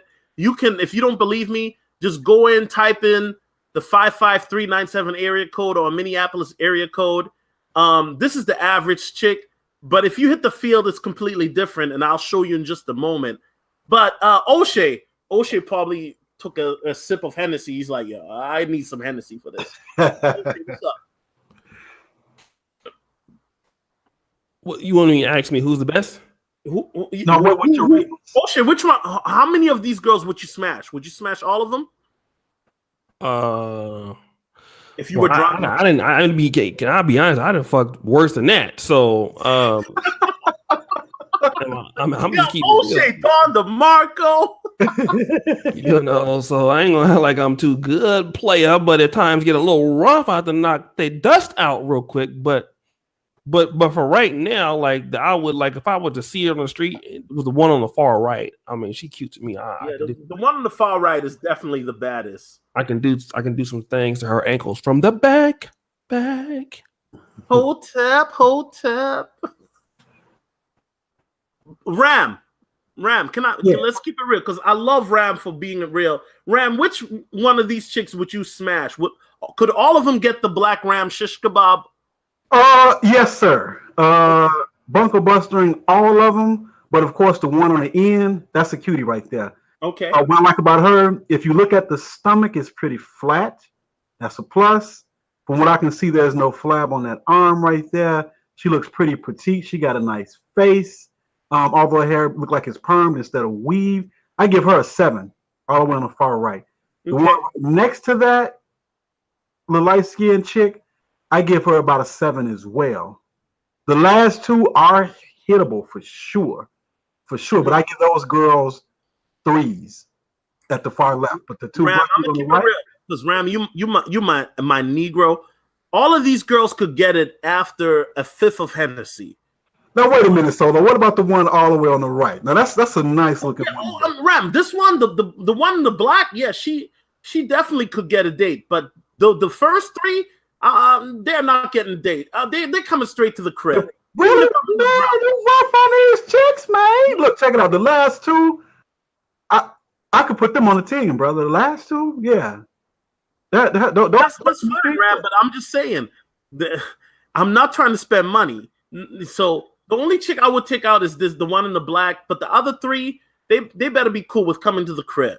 If they're not cool with that, then it's gonna be alpha male strategy style. 1 drink, $25, and you better be bopping your head up and down my phallus. Oh yeah. The two on the left, yeah, that's just a smash, man. I'm not even real. Hey, the triggering. Relax, bro.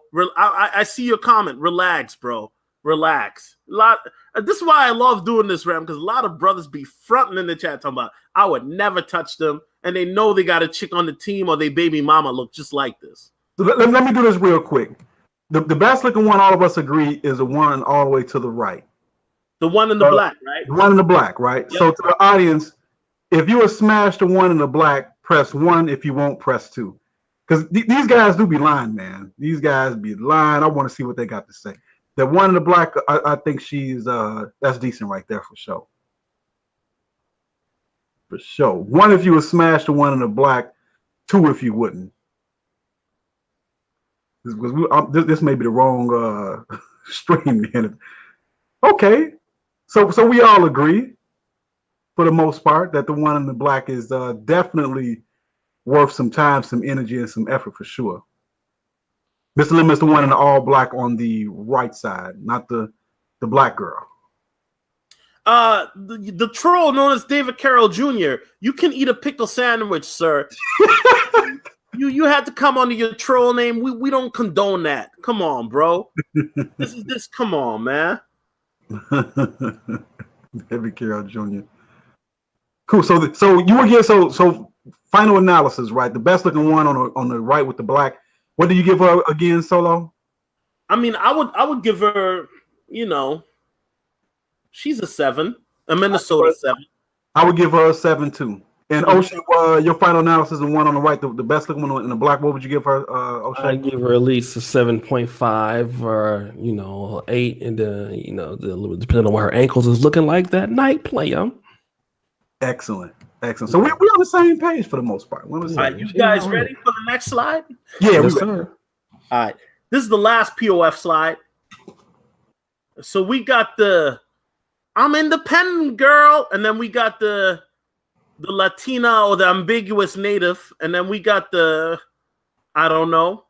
But Ram, going to you. I mean,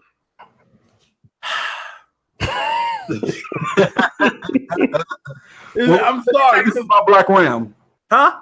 Let me tell you something about Black Ram. I am still a greasy, dirty West Side from Chicago. West Side Chicago. Dirty West Side goon, man. So I'm not finna sit up here and lie. I'm definitely hitting all three. However, now my disclaimer is this. Hold up, Ram. I'm pouring another drink. Hold shit. Except the Latina in the middle, we'll talk about her last. But Miss Strong Independent on the left, I definitely hit, but it got to be easy. 10 minutes, and she got to do all the work and no dates. No. Dates. And the one on the other end, Becky on the other end, same thing with her. We may go on a walk in the park though. The one on the end because Becky, Becky can do some amazing things. Like, what the fuck am I doing right now? Where you at? Where you at, bro? I want Oshay. I'm glad Oshay's on. I need Oshay to see what I'm dealing with. Oshay, what do you say? You said you smash words. What do you say to these broads? I'm gonna tell you, man. Like, the Bible says that Paul's name was Saul before, but he changed his life. So, although I have done this, I'm about to change my name from Saul to Paul because the first one, number one, her booty looks like a retarded L. What is going on right there? If she have like scoliosis or something, throw your hands up, man. Number one, man, I'm gonna tell you like this. I'm an ugly nigga. I'm from Del Paso Heights, you know what I'm saying, Sacramento. I'm from a poor neighborhood, nigga. Ratchets and roaches was all in it, was in the book bag with me. I wouldn't fuck her with Oshay, you lying. Oshay, stop lying. You smash girls worse than this. No, this nigga talking about I'm not going back, dog. I will sell out first. It'll be I will change this to the black manosphere to the mulatto sphere. I'll sell out, man. There's no way I worked too hard in my life to get to where I'm at now. I'm not going back.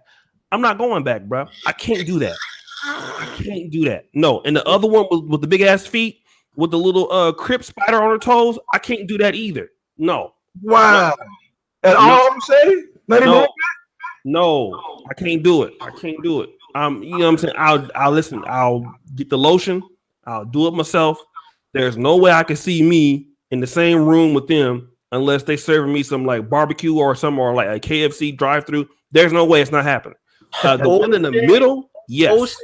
Oshay, listen. If Oshay was on the Henny right now, he'd be like, "They all going." Nigga, I'm not going. I'm telling you, this is the truth. I'll be honest. It's not happening, player. Not today. Okay. Not next week. Right. Because the thing, I got a rule. You can't be worse looking than me in 2018. If you look worse than me, like the first chick does, the chick in the glasses could get it. Yeah, she could. I'm not saying that. I'm talking about the other 1 and 3. It's not happening. I mean, the 3 get titty fucked on an off night. I mean, yeah, even the 3 could, but the one titty fucked on what? She can't even message me. See, nigga, you've been so spoiled by European girls. You done forgot what brothers is dealing with in the States. This is the average. Man, look, I'm telling you, I'm not going back, brother. I'll sell out. I'm not going back. My dick, I'm sorry, my Johnson's not going to jump up for that. It's not. It's going to go to sleep. It's going to sleep. That's where we at. Shout out to Immortal Minds for his super chat. He says, at ease. Damn, I'm chiming in late to a good show. The middle chick in the green is the baddest. Yes, she is. Shout out to Immortal Minds. He has a YouTube channel. Doing a lot over there on that side, man. Great channel. Shout out to Immortal Minds. Subscribe to his channel. And hopefully we can do some collabs in the future with Immortal Minds. But the one in the middle is definitely a 7.5 to me. Oh yeah, she's fine. But Ram, remember, no body pics on her profile. I just got to put that out there. Well, here's the thing. So you can look at her neck and tell that she's thin. That says a lot. Ram, I would bunker bust her, of course, but I'm just being honest. Nothing. The only chicks that showed their body pics are this Umfufu times 3 looking broad, woolly mammoth, and the Chewbacca with the tattoos. But I'm gonna keep it real. I'm a real nigga. If I'm on the Henny, I'm not drinking Henny right now, thank God. But if I'm sipping on Henny, and if I finish the 5th plus a couple shots, they all could get it. I'm blocking you. If you ever call me, I'm sober, I'm blocking you, dog. No, I'm being honest. If I'm sober, I'm never gonna talk to you no more. Don't never tell me.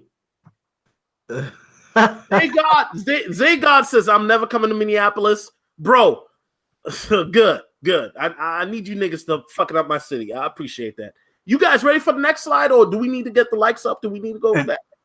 Yeah, we need at least, we got 314 watching. We need at least 300 likes for sure.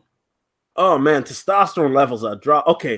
Hey, Solo. Now, a lot of women and guys come from Chicago to Minneapolis, so you know that's like a sister city almost. So we got a lot of play through Chicago and Minneapolis. So a lot of the women kind of look similar. So like that one on the left, Miss Ugly Ugmo, that's your typical Keisha. Did they call her? Let me tell you, in Chicago, in some places, she would actually think she's a dime. Believe it or not. The one in the black? Yeah, and she would listen. She would demand that you take out for drinks and dinner. I've been in Chicago. You gotta be tall, girl. No, you got to have a nice car. Like that. So the one on the left, in Chicago, she would think a lot of herself. Hey, somebody banned this David Carroll Jr. guy. He is a troll. Anyway, let's go to the next one. Oshay, I promise it gets a little better. Next, Ram, you ready for the next? Yeah, I'm ready for the next one. Okay, so these are random Tinder girls. This was some of these girls. If you follow me on Instagram, you may have seen them already. But the Tinder girls, obviously, from the looks, look a little bit or a lot better. Oshay, you go ahead, man. What do you think of these Tinder girls? Which one could get the D, and which one could get the slippers? The last one on the right got some tickle bitties. Hallelujah. So I will. Which one? This one or this one? The third one. Okay, the one with the weave with the white Christian shirt on. She's the baddest in my opinion. Yeah. I might poke a hole in my condom just to get her pregnant. But the other two, the only one that looks suspect, I'm not sure if that's a woman or not, is the first one with the little Snapchat thought flower filter. I don't know if that's Tyrone or Tina, but if that is Tina, I'll take it down. But so it could be possibly all four, but because I don't know if that's a woman, okay, but that could, I don't know what that, it seems like it's like a computerized, and I'm not really sure, but it does like a woman. So if that's a verifiable woman, okay, but for sure, the other three, it was definitely going to get them ankle rubs from the back. Oshay got the pen. He's put. All right, Oshay, I got you. Ram, give us your real opinion as always. Man, feel a little feedback. Trying to make sure that's not on my end. Hold on a second. The one on the left, I would be afraid of because I'm uncertain to if that's a boy or not. Now, here go the thing. We know that Keisha tends to look like a tranny. So let's say that's 100% girl. Man, I would have to see her in something else, or else I'll be afraid. Now, the one in the middle, are those the same person, right? The one with the Obama shirt on and the black. Mm-hmm. Now, look, I got a thing for red bones, and she is nice and succulent. She got nice toes. She looks highly edible from head to toe. You know, I need therapy. Definitely. The one in the middle right here, I would give her maybe even an 8, man. I would have to put her up there. I got to put her up there, man. Man. I like feet a lot, and I want to know what her toes smell like. Anyway, let me go to the next one. The second to the right. Now she looks like a beautiful woman. This one? The white? Yeah, with the white on. Yeah. She's like a nice down-to-earth woman. That might even be not all real hair, but that might not be real. She's beautiful looking though. Now, are those two the same person, right? No, that's two different people. The one in the white, I would have to give her a strong 7.5.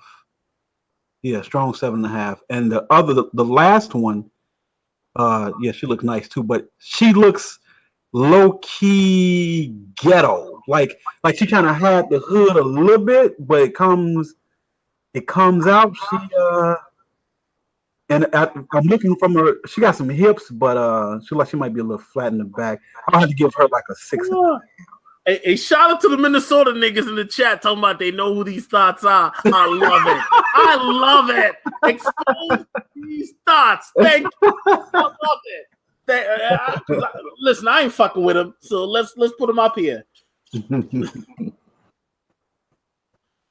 ready for the next? Oh, you got more? Oh, Ram, I got a lot more. Let's keep it. You ready? Yeah, let's see what we got. Now, this one, she is a PhD student, but Ram, I want to emphasize this to you. Notice this pic in the middle, how she has a picture split in half, comparing herself to Rihanna. I mean, Ram, this chick to me is a 6, but she thinks she's Rihanna, who people would say is a 9, depending on where you're at. Ram, this is the average woman's mindset. Ram, what do you give this chick? Is she on Rihanna's level, or is this chick delusional? She's about 32 miles out from Rihanna, I'd like to say.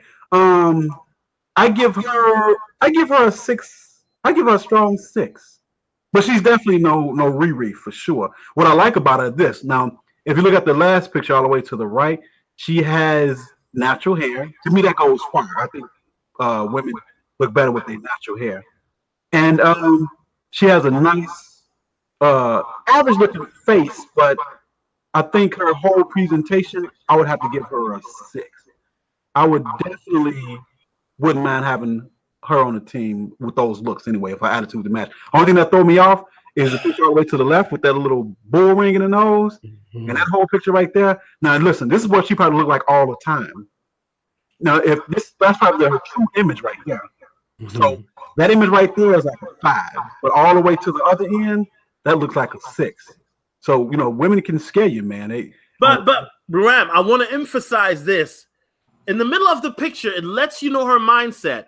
Because she's getting a PhD in some liberal arts degree, who knows? She thinks, and she's independent, she's a liberal woman, she's free, Ram. She thinks she looks just like Rihanna. That's what she's trying to encompass. So she wants somebody with Chris Brown money. Am I reaching? No, you're not reaching, because she don't want somebody with Chris Brown money, though. Oh, my gosh. Oshay, you see the shit that niggas got to go through in Minnesota? You see this bitch right here? Come on, Oshay.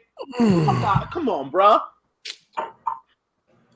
I think I agree 3,000% with Master Ram said. The little bull ring, I'm not really feeling that. Again, she's not a bad looking woman though, because on the right, the far right, like some women, you know what I mean, they ain't got to be hella pretty to be sexy. She can get them holes poked in the condom. Oshay, so you think she does look like Rihanna? Is that what you're saying? That is an anti-Hotep statement, bro. Take that back.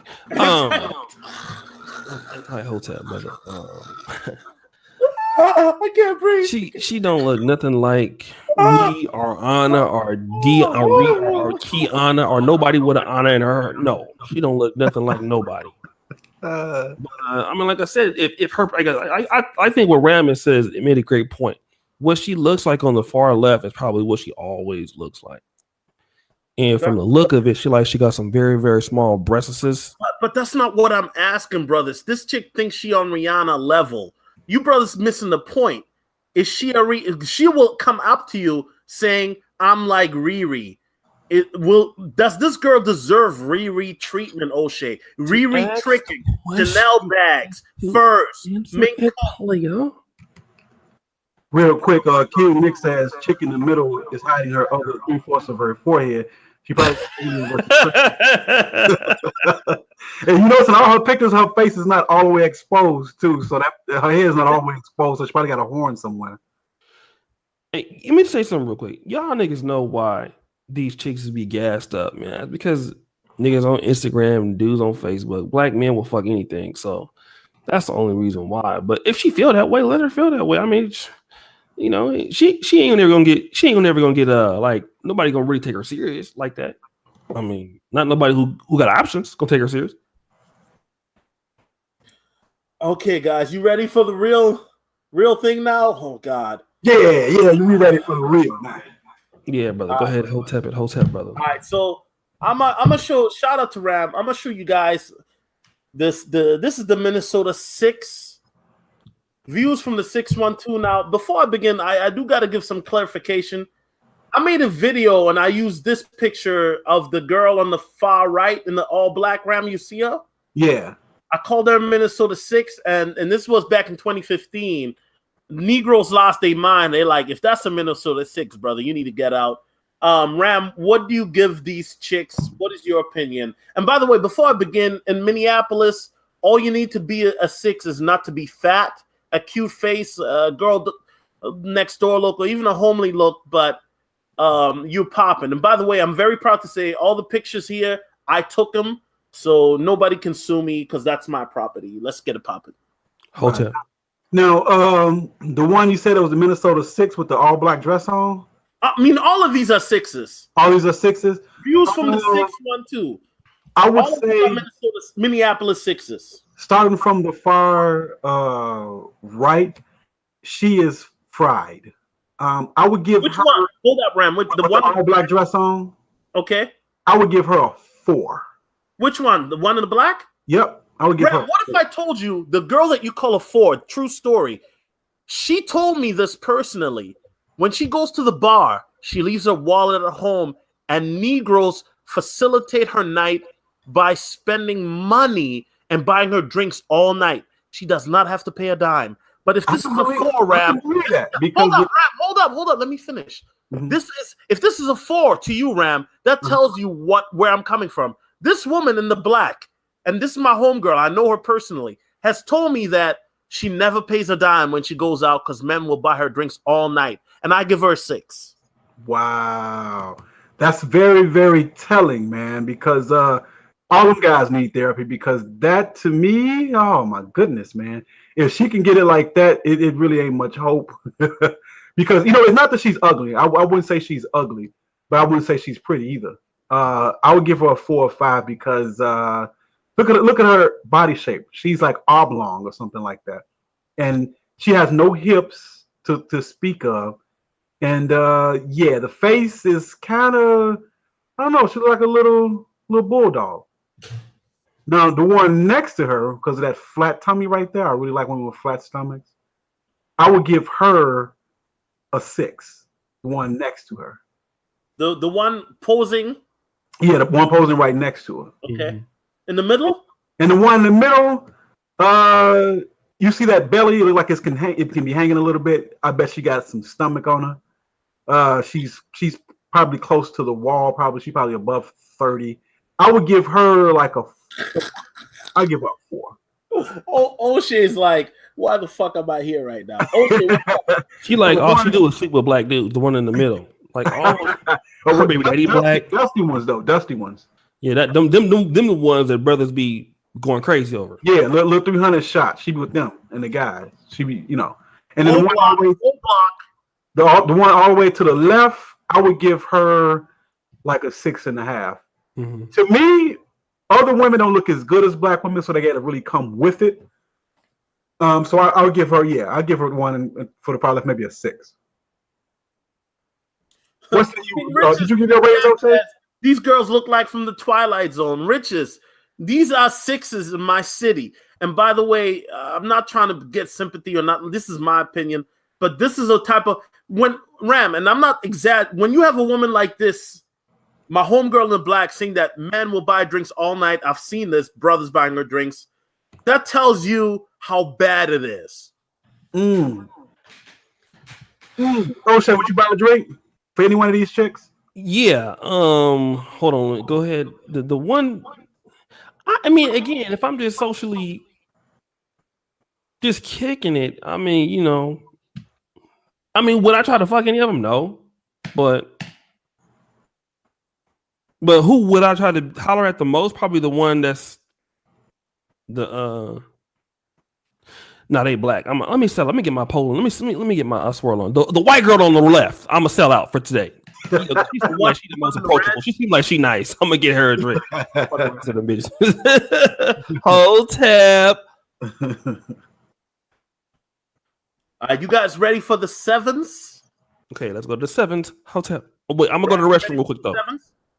Oh, by the way, Ram, I do have to say this for the stream. The girl that shows her midriff at the time, I don't know about now, but she was a model at the time. I don't know what you would rate her. The one with the showing the her belly. Yes, sir. Yeah, Yep. I give her a 6.5. She's close to a 7. Okay, Ram. Like that she's petite. So that lets you know in Minneapolis, all you need to do to be a model is a 6. Wow. That's all you need, huh? All right, ready? You guys, Ram, let me know when you're ready to move on. Yeah, I'm ready. You can go ahead. All right, happy 4th of July to Universal Black 72. Y'all hit the like button. Listen, man, I'm not going to go to the 7s until we get 5 more likes. We need 5 more likes, y'all. Yeah. 5 more likes. We got 331 watching. We need at least 330 likes. We need 5 more likes. That's more likes, but come on, 3 more likes, people. 3 more likes. Oshay, help me out. 3 more likes. 3 more. 3 more likes. Get the likes up, Pippin. Okay, do we got enough likes? Oh, Ram. Oh, no. We went from 3 to 10 more likes. Ram, they love you. All right, let's get them up. Let's go to the 7s. Now, 7th heaven. We got a bunch of different girls. Now, I do want to emphasize some of these girls, you won't see their body pic, but I want to give a spotlight to this chick right here, the Ram. Do you see where my mouse is pointing? I don't know if you see it.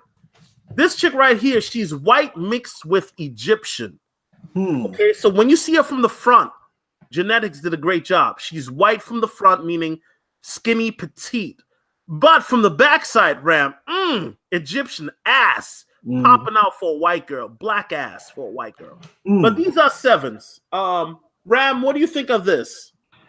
I think I can agree. I think they are 7s. Let's start with the girl that got somebody next to her holding a cup.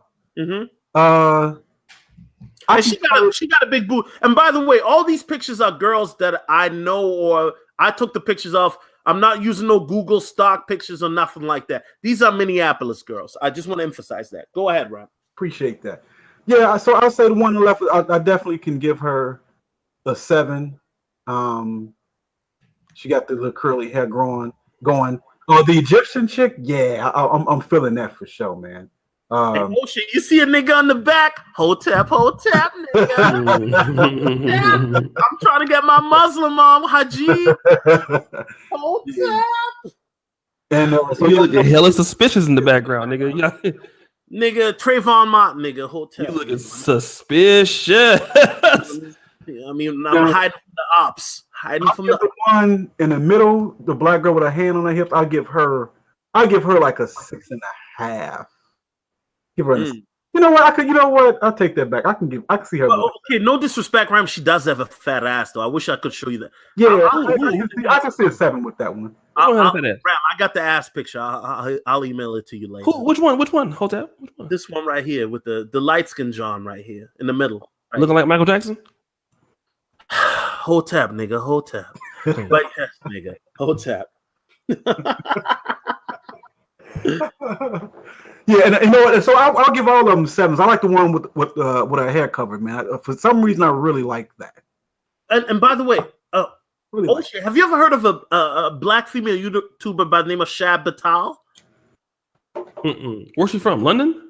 Shab Batal is from New York. she's got the hijab on. We got a lot of those type of girls, Muslim girls, Ethiopians, Somalians. They bad, but they covered up, Ram. You know what I'm saying? So these girls, you can tell they working with something because the booty's poking out of them skirts they wearing. But these girls, because they Muslim, they ain't gonna fuck with you if you're a regular dude, unless you are a Muslim too. But we got a lot of these bad chicks out here, man. That got that as well. And then if you like the proverbial Becky, as I call her, with the dirty blonde hair, we got a bunch of those as well. You know what I mean? So, I definitely like the Beckys with the blonde hair for sure. It's just something about Becky, man. And she has no inhibitions. You get a few drinks in a man, and I've never had one that wasn't an awesome experience. Once a little liquor is in her, and she's in the bed, man. It's just something to really think about. I mean, just no limits. No limits. In fact, we running out the door. Oshay, anything else you want to say, bro? No, I agree with everything he said. I couldn't have said it better, man. The Somalian chick, she is right. There's a lot of Somalian chicks that go to my university, but again, you can't never really. I mean, I ain't never pulled one of them before. So if anybody did that, hotel. But I've never. Hey, Alpha Wolf, in the chat, nigga, why you talking like you know me personally, nigga? Shut the fuck. Come on, these dudes in the chat be trolling. This dude be like, yo, I know Solo. Yeah, bro, I don't know you though. So shut the hell up. Hey, cornball ass dude. Jiminy Cricket. Y'all ready for the next one? Yes. All right, now we go into the 8s. And Ram, the headline is for you because you from Chicago. You gonna get this. 1/8 of an ounce. Mm-hmm. 1/8 of an ounce. I know that. That's some homeboys with dibbles and dabbles in that play, huh? I wish the redhead, oh God, you can't see it, but she got a fat donkey. The waist to hip ratio is amazing. You can't see it because she's covered up with the chick in the black, but her boobs, everything is perfect. This chick right here, she's a model chick. I didn't take this picture. I'm gonna keep it real, but all the other chicks I took the pictures of. The chick in the blonde, amazing ass. Once again, you can't see it because she ain't turned around. The Asian chick isn't bad as well. But they had a friend who was brunette that I was talking to. And this chick, she in Cali, Oshay, trying to be a singer. She probably already did the casting couch, but she had an amazing ass as well. Oshay, give me your thoughts. What do you think of these Minnesota 8s right here, man? See, I'm already getting ready to sell out, brother. I see the mulatto sphere coming around with these beautiful white women's. Yeah, I think all of these is 8s, man. For real, like, man, this is kind of what I see. Well, to be honest, in Poland, this is as far as the white chicks, not the black chicks included, but yeah, these chicks, even in Poland, wouldn't even be 8s. So imagine what it's working with out here. You know what I'm saying? So yeah, but they are attractive though. Hotel. I like the Asian flavor right there. It's like she got some thighs on her. Usually Miss Chung usually is real flat, but look, she got a little body on it. Got a little meat on the bone. So I'm definitely feeling that Asian chick right there for sure. And the one next to it, not so much. Hey, hold up, Ram. Do you get the reference 1/8 of an ounce? Yes. Okay. I'll leave it at that. I'll leave it at that. Yeah, so I'm feeling that Asian chick right there. The little Becky right there with the black skirt on, with the little polka dot white. Definitely, I could give her an 8 too. I think we got the same taste, Solo. She definitely could be on the team. The little black chick in the middle, a mixed chick with attitude. Yeah, I'm feeling that too. I would probably give her a 7.5. Yeah, I like that. The redhead, I bet she's a freak. She got that freak look on her. And the redhead, I would give her a 7. So I was told, allegedly. Yeah. Allegedly. You can look at her and tell. No limits with her. No limits. She let you do any and everything, and she'll do any and everything to you too. And the one next to her, yeah, I give her 8. And the little white chick on the all the way to the left, yeah, I'm definitely feeling that. She can definitely. No. You talking about the chick in the blue greenish dress? Yeah, one. Oh, no, that's the Arab. That's the Arab girl. Oh, that's an Arab chick. Oh, okay. Arab chick, but hella light skin. Be like Iranian. Yeah, I'm feeling. Iranian? I can see the Arab nose like that now. Kardashian, yes. Yeah, Kardashian. Yeah, definitely. She looked definitely good. Definitely. Mm-hmm. He is fine though. Hello. But I am feeling that Asian chick right there. Yeah. You feeling the Asian one? Yeah. I need. I'll see what I can do for you. I think I got more pictures in the file. You know what I mean? And so this is the 8th. And shout out to everybody in the chat, man, that's keeping it real. And that one lame dude talking about I know Solo in real life. Eat a penis, man. See, that's what I love. Not Ram that I'm doing YouTube. All some people know me in real life. Right. Or people up to me talking about you Solotv. Okay, well, cool. Whatever. Go ahead, expose me. Nothing you've said that I haven't said in public. Hey, Oshay, hold up. Oshay, I do gotta ask you because I'm surprised you didn't say this. What do you think of the light skin right here in the corner, pulling her skirt down with the little breasts? Yeah. Oh, yeah, Oshay, she got an amazing ass. I'll send you the picture of the ass if you later. Remind me.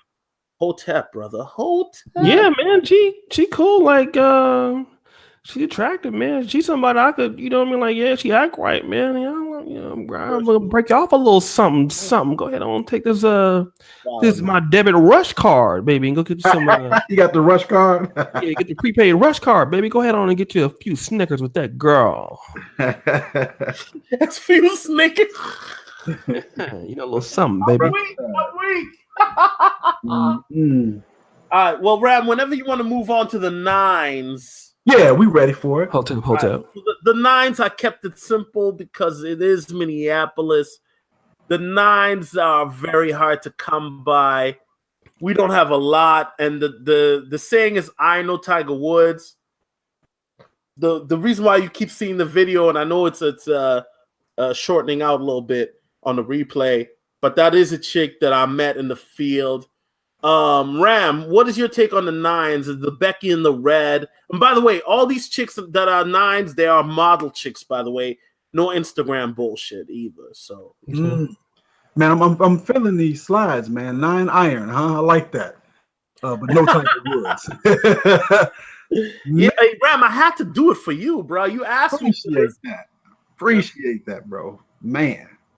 The one in the red, yes, and yes. I would give her a 9. She has a sex appeal to her that's very alluring, to say the least. Definitely. Yeah, she's a model. They travel all over the world and Minneapolis. By the way, all these girls are Minneapolis girls. This girl, I didn't take a picture, but she is a model. The one in the black, she's a model chick that I hung out with one night. Mm-hmm. But all these girls are models, blah, blah, blah, waze, you guys get the point. Oshay, what do you say, player? And by the way, this is the girl in the replay with the video. She is a Latina girl as well. So yeah, I'm definitely feeling that. I would give her a 9 as well. I'm feeling that. I'm just reading the chat, man. I ain't no 9. Like, man, look, man, this is a 9 in his city, man. Like, why y'all? That's what I'm saying. It's not California. It's not Florida. Yeah, you black men in these. Y'all nigga, this ain't no 9. What is Solo talking about? I don't even know, man. He don't get no. Man, shut up. All right, man. Y'all niggas, man, this is. Yeah, she right. The little white girl in the red. She got that little walk though, like that little stance. She fuck with niggas. The one in the red definitely fuck with niggas. You can just look at her and tell. Like, if I saw her, I'll run from her because I got a thing, man. I never want to fuck with white girls who like niggas. It's always a bad thing. She fuck with niggas, and she probably got all the bad issues niggas got. Probably got like high blood pressure, bad credit. Wow. Yeah, you can tell by the stance. She fuck with niggas, right? But she cute though. Hey, this nigga Windex says she's average at best. Where you from? Are you, unless you're from Spain or some crazy shit like? I need to know. These niggas be fronting in the chat. Ram, what do you say, man? I can go with the 9s for both of them because I'm looking at the body. Of course, to be over an 8, you can't have any stomach. You can't have no fat belly. Your weight needs to be proportional. You got to have a decent body, and I think these girls meet the criteria. The one in the red, I can kind of see where she can teeter between an 8 and 9, but the Latina is definitely on point. I definitely get a Latina on point. Now here's the thing: if you see these women in person, totally different than on the picture. So I'm taking into account if you were face to face at the club, music, opening up the drinks. Because some of the 7s would look closer to 8s in person. Exactly. That's what I'm saying. Yeah. Exactly. Yeah. And some of the 9s will probably look closer to 8s or whatever. Exactly. So in person, you have to give them, definitely. Definitely some good ones right there for sure. Hey, King Riches asked what their personalities like. Bro, they dog shit. You already know, man. For real? I mean, I'm not saying it's dog shit, but at the end of the day, fam, these girls are entitled. But let me ask you this, Oshay. I'm glad you brought this up. If a woman is a 9 or a 10 in terms of looks, do you subtract for poor personality? Is that valid, Oshay? Oh, hell yeah.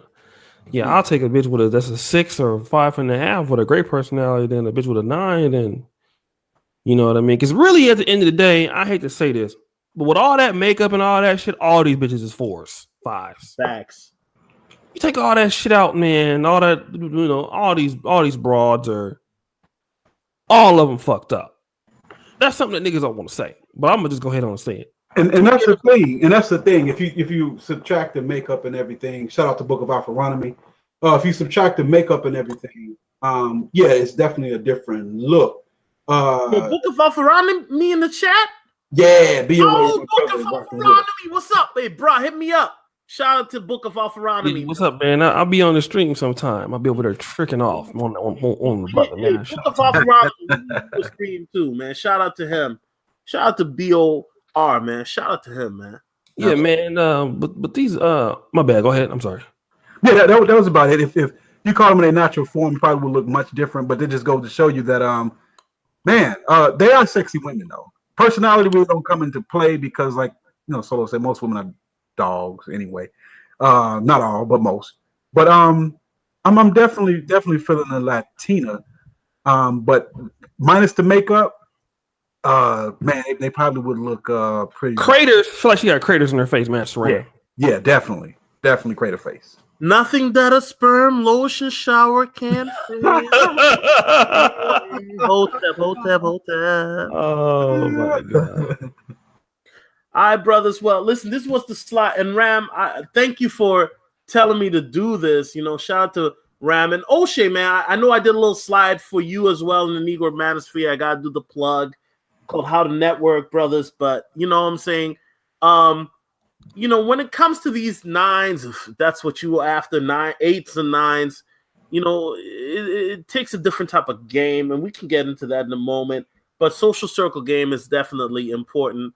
I'm gonna go back to the beginning of this. And Ram, you can go ask the next question. I'm gonna take a quick pee break if you gentlemen don't mind, man. This Hennessy's kicking in. When you come back, man, I'm gonna have to get up out of here, player, because I gotta take this exam. You know what I mean? But Oshay in the building though. Appreciate you coming by, Doc. How much longer you got in school, Oshay? Well, I can be done by the end of next year, but I have to sit the boards or all my USMLE exams, so that could take some time. You know what I mean? I would just suggest to anybody, if you ever want to do medicine outside the country, a few things: know that you're going to go into primary care, internal medicine, pediatrics, or family medicine. If you're not okay with that, then don't do this. Okay, it takes a lot of time out your life, man. It takes a lot of dedication. It takes a lot of, as you see right now, I'm on the thing. I'm doing the Quizlet. Okay, as I'm here. So this is a long road, man. This is a long road, and it's a long road without making any money. I'm just lucky enough to steal all the Black Ram subscribers 3 years ago and start a YouTube channel. But this is something that you got to be committed to. It takes up a lot of your time, and this is what you're doing for the rest of your life. But so and then don't rush it. So I'm trying to match in 2020. So I can graduate in 2019, but I won't be able to enter the match until about 2020 or 2021. So I have a long ways to go as far as fulfilling all the things I need to do. Yeah, I wish you well on that too, O'Shea. We definitely need you out there with your medicine and your humor as well. Real quick, one more question about your profession that you will be entering in. Do you plan to practice medicine in the United States, or you want to stay in Poland? Or I've seen you've been all through Africa. Are you going to make the United States your permanent residence to practice, or are you going to stay Poland or other countries, or what's your plans as far as that's concerned? No, I mean, because here's the thing, and this is something for somebody that wants to get into the medical field or specialization, something like that. I already knew I wanted to do family practice. That's all I wanted to do. So, I mean, unfortunately, that's the lowest paid specialty in the United States. Mm-hmm. So, obviously, it's easier for you to go to the country of origin and complete what you need to complete. I don't think I would never live here in Poland full time. I would never live in Africa full time. But so I will be coming back to the United States. I think I have things I would like to do with the manosphere as it's growing and burgeoning. And so I think I need to be back home to get a lot of those things accomplished. But, once I get done and, like the MD, and I know I'm being a little bit long with it here, but no, go ahead, bro. A lot of people go into medicine and they're defined by the I'm a doctor or I'm doctor this or doctor that. To me, I'm not defined by that. I'm me first. Yeah, and this is just something that I'm happen to be doing. So I don't plan to practice all my life. I might do it for a few years and I go into part-time practice, something like that. I have other things that I want to do with my life that are more important. So I'm not going to be a slave to the hospital, or there's other things hopefully that'll pan out for me with the little bit of talent that I have. So it's just a part of me. Like I see a lot of medical channels on YouTube, and these guys, they're doctors first. This is what they do, and they push. They have products they're selling. I don't really care about that shit. I don't even really care about the title. So it's just something that you want to do because you feel that you want to do it, and that's it. Mm-hmm. Absolutely. And I'm sure everybody here is familiar with you and subscribe to you, but I just got to give you a personal shout out, O'Shea. If my memory serves me correctly, I think I was subscribed to you when you had like less than 100 subs. I think you used to do videos in the bathroom, bro. If I'm not mistaken. And I gotta say that, man, what you doing with the Negro Manosphere, man, employing brothers, getting brothers paid, always supporting brothers, always generous, putting other people on YouTube, man. I have to give you a salute, brother. You are really an asset, a key to this community, man. And I'd like to thank you personally for everything you've done, man. From the people that you've brought on the show, from your own monetary support of various platforms, you're always supporting on my platform, man. I got to thank you for that. You are doing a lot. While other brothers are talking about what they would do, what they could do, what they should do, you actually one doing. And a lot of people say that, number one, they're employing Black folks, and you providing a platform for other brothers to get on, and you're not arrogant, stingy, selfish, none of that. So I got to give you your props, O'Shea, man. You are one of the pillars in the community. And I have to say, on this YouTube community, I have to say that you're the best damn YouTuber out there. Second best. No, don't let Solo come back. When he come back, third best. But right now, I'm second best. Because you are the greatest Black YouTuber ever lived. But I thank you, man. Because you're always trying to help brothers out, man. You don't have that spirit of acting like you better than everybody or on that bullshit. And I don't have that spirit either, man. And good to see my name Bias Hacker. Do doctors that are dermatologists get paid more? Hell yeah, dermatologists get paid but they're like the second and third highest paid neurologists, dermatologists. Motherfuckers make a lot of money. So, but I'm just appreciative of you, man, for all that you have done. You know what I'm saying? With this and put people on game and you know what I'm saying? Can you guys hear me? Yeah, was that what you, Tomcat? I was like, was that you trying to come on somebody? As Tomcat? Hotep, the white man pressing you? don't know what happened. It's weird because it's been raining. We got some rain here. It's weird because the rain stopped and all of a sudden the internet stopped. Not during the rain, but after. It's so weird. But you can hear me, right? Yeah. Real quick, shout out to Topo1240 for his super chat. And also shout out to Bias Hacker for his super chat as well. Appreciate that. Yeah, you brothers be over here supporting me, and I've seen those two brothers supporting on the platform. And again, this is a new community that's really starting to come together. And I will tell you this, and before I leave, people like to give credit to medical doctors for being geniuses, and to be honest, anybody with enough will and enough guts can do medical school or law school. That's why they call it professional school, because it's not like you're making new information. PhDs, that's people who find cures for drugs, cures for things. Those are the geniuses. Those are people who spend a lot of hours in the research lab. People who are medical doctors are not really, I would say, the geniuses or whatever. They're bright people, but they're not creating lanes. They're just taught a curriculum, and that curriculum is taught all over the world. But I think, to me, my greatest thing is being a part of like black men working together, which is something that you never see.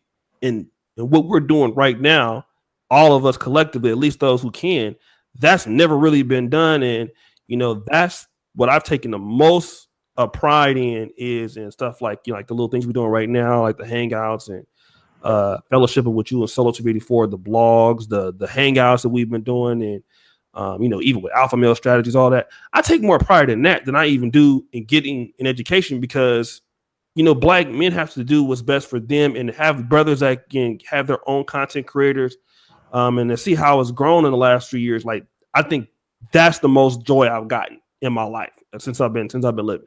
So I just want to say that's actually is really what keeps me going. And that's the thing, O'Shea, man. It has grown. I mean, I've been in this community since I believe it was 2013, and back then it was, man, only a really handful of known black YouTubers, man. But this community has shot up high, and I was told, I'm not to really get into this, by some European MIG told that it would never work, and just to see the black manosphere, so to speak, explode like this, man. We here, man. You got brothers supporting. You got a platform that's doing a lot of different things, man, with your blog, and man, it's just a lot. And I just appreciate everybody who support and everybody coming together like this, man. It's a beautiful thing. And you got Black Avenger TV, BlackAvenger.tv, like that's a black YouTube, kind of like a black site for black YouTubers or black people with black men to create their own content and store like it's on YouTube. Like all of these things are happening, you know what I mean? And like even people in the white, I won't call any names, they know who we are. I know for a fact that one of the biggest people in the white manosphere, they know exactly who I am. They watch the videos. That's why a lot of conferences, like if you look at the 21 convention, they have more black male speakers. At first, it was just one last year, Alan Roger Curry. Now they got 3. So people are watching what we are doing. Like women are watching and white men are watching. Mm-hmm. So, we on the move, man. But I'm gonna get up out of here, man. Thank you guys for having me on. Appreciate you coming on, Oshay. Hotep, and Oshay, shout out to you. And I don't want to ever hear niggas judging me about Minnesota again. I gave you niggas the game. I want to hear none of that bullshit ever again. Hold on, wait. They were Alan Roger Curry with light-skinned ass. Stop the show. He's over here looking. Shout out to Alan Roger Curry over there. Looking like a caramel macchiato mother. Shout out to Alan Roger Curry, man. That's my brother. I'll be sending him some crazy voice messages as of late. I've been doing some imitations of some people. But shout out to everybody else, man. Love you guys. Peace. Peace, O'Shea. Shout out to Oshay, man. Peace. Absolutely.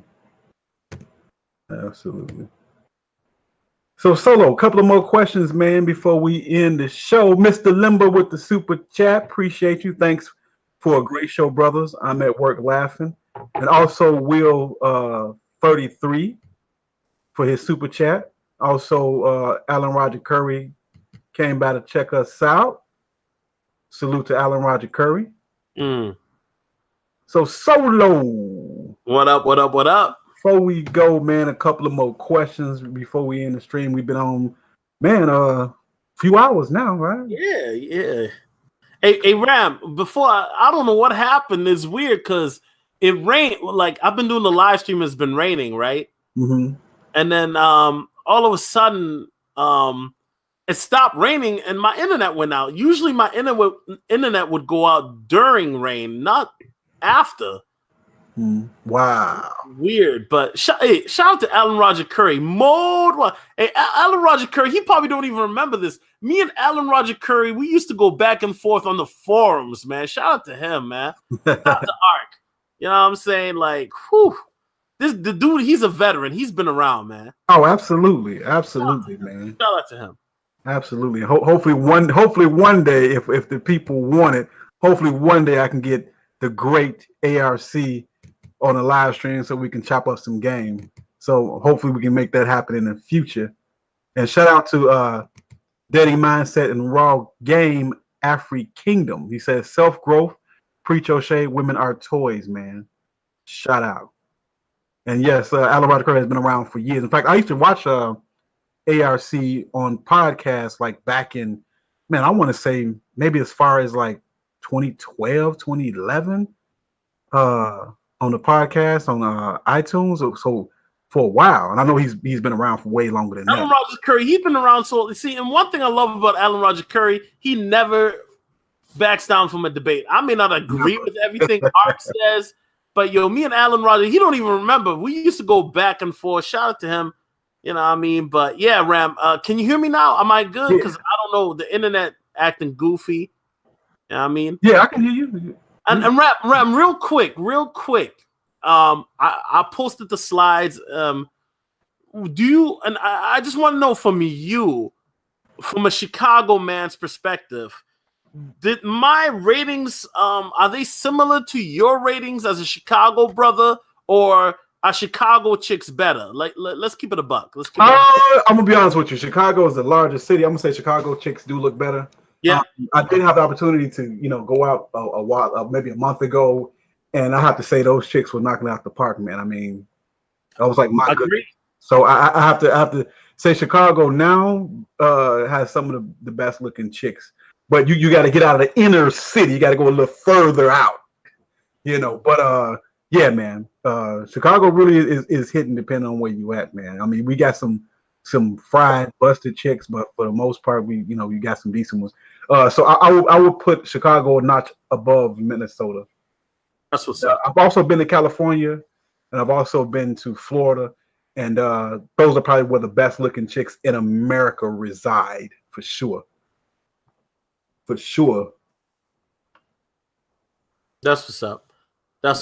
All right, Ram. So a couple more questions before we get out of here. It would have been great to have ARC give his ratings too, but unfortunately we at the end.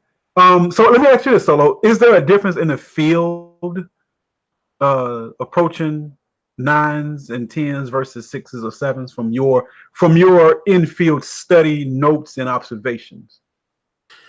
Yeah, Ram, and let me just be clear. I'm not a dating coach or guru or POA master, nor have I ever sold myself as such. But I do think that if you approach women that are what I call top tier, they used to call them smoke shows or showstoppers, right? Mm-hmm. There is less room for error. You know what I'm saying? Mm-hmm.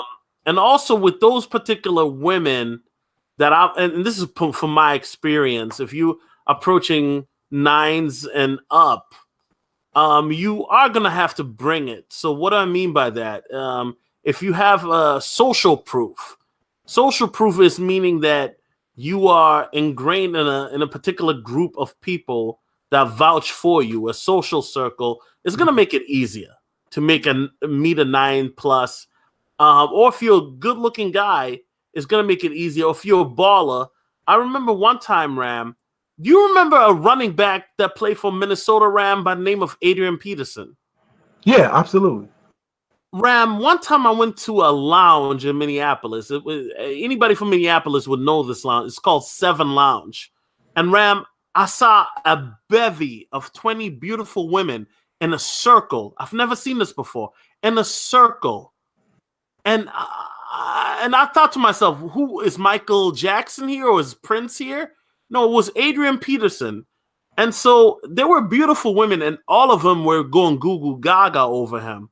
And I was there with a homegirl who, she was a dentist and beautiful girl herself, 7.5, what have you.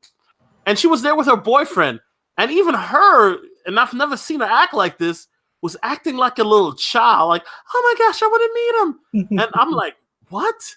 And so the truth of the matter is having social proof or social status or being in a certain caliber will definitely help. But I do think that when it comes to women of a certain caliber, there's less room for error. And more importantly, if you're not an Adrian Peterson, can you still bag a 9? Or yeah, of course you can. I'm not going to be dismissive. But at the end of the day, it's going to be about how, basically the chick is feeling you and who you are. But yeah, it's not the same. I mean, you got to remember, most women have the same mindset.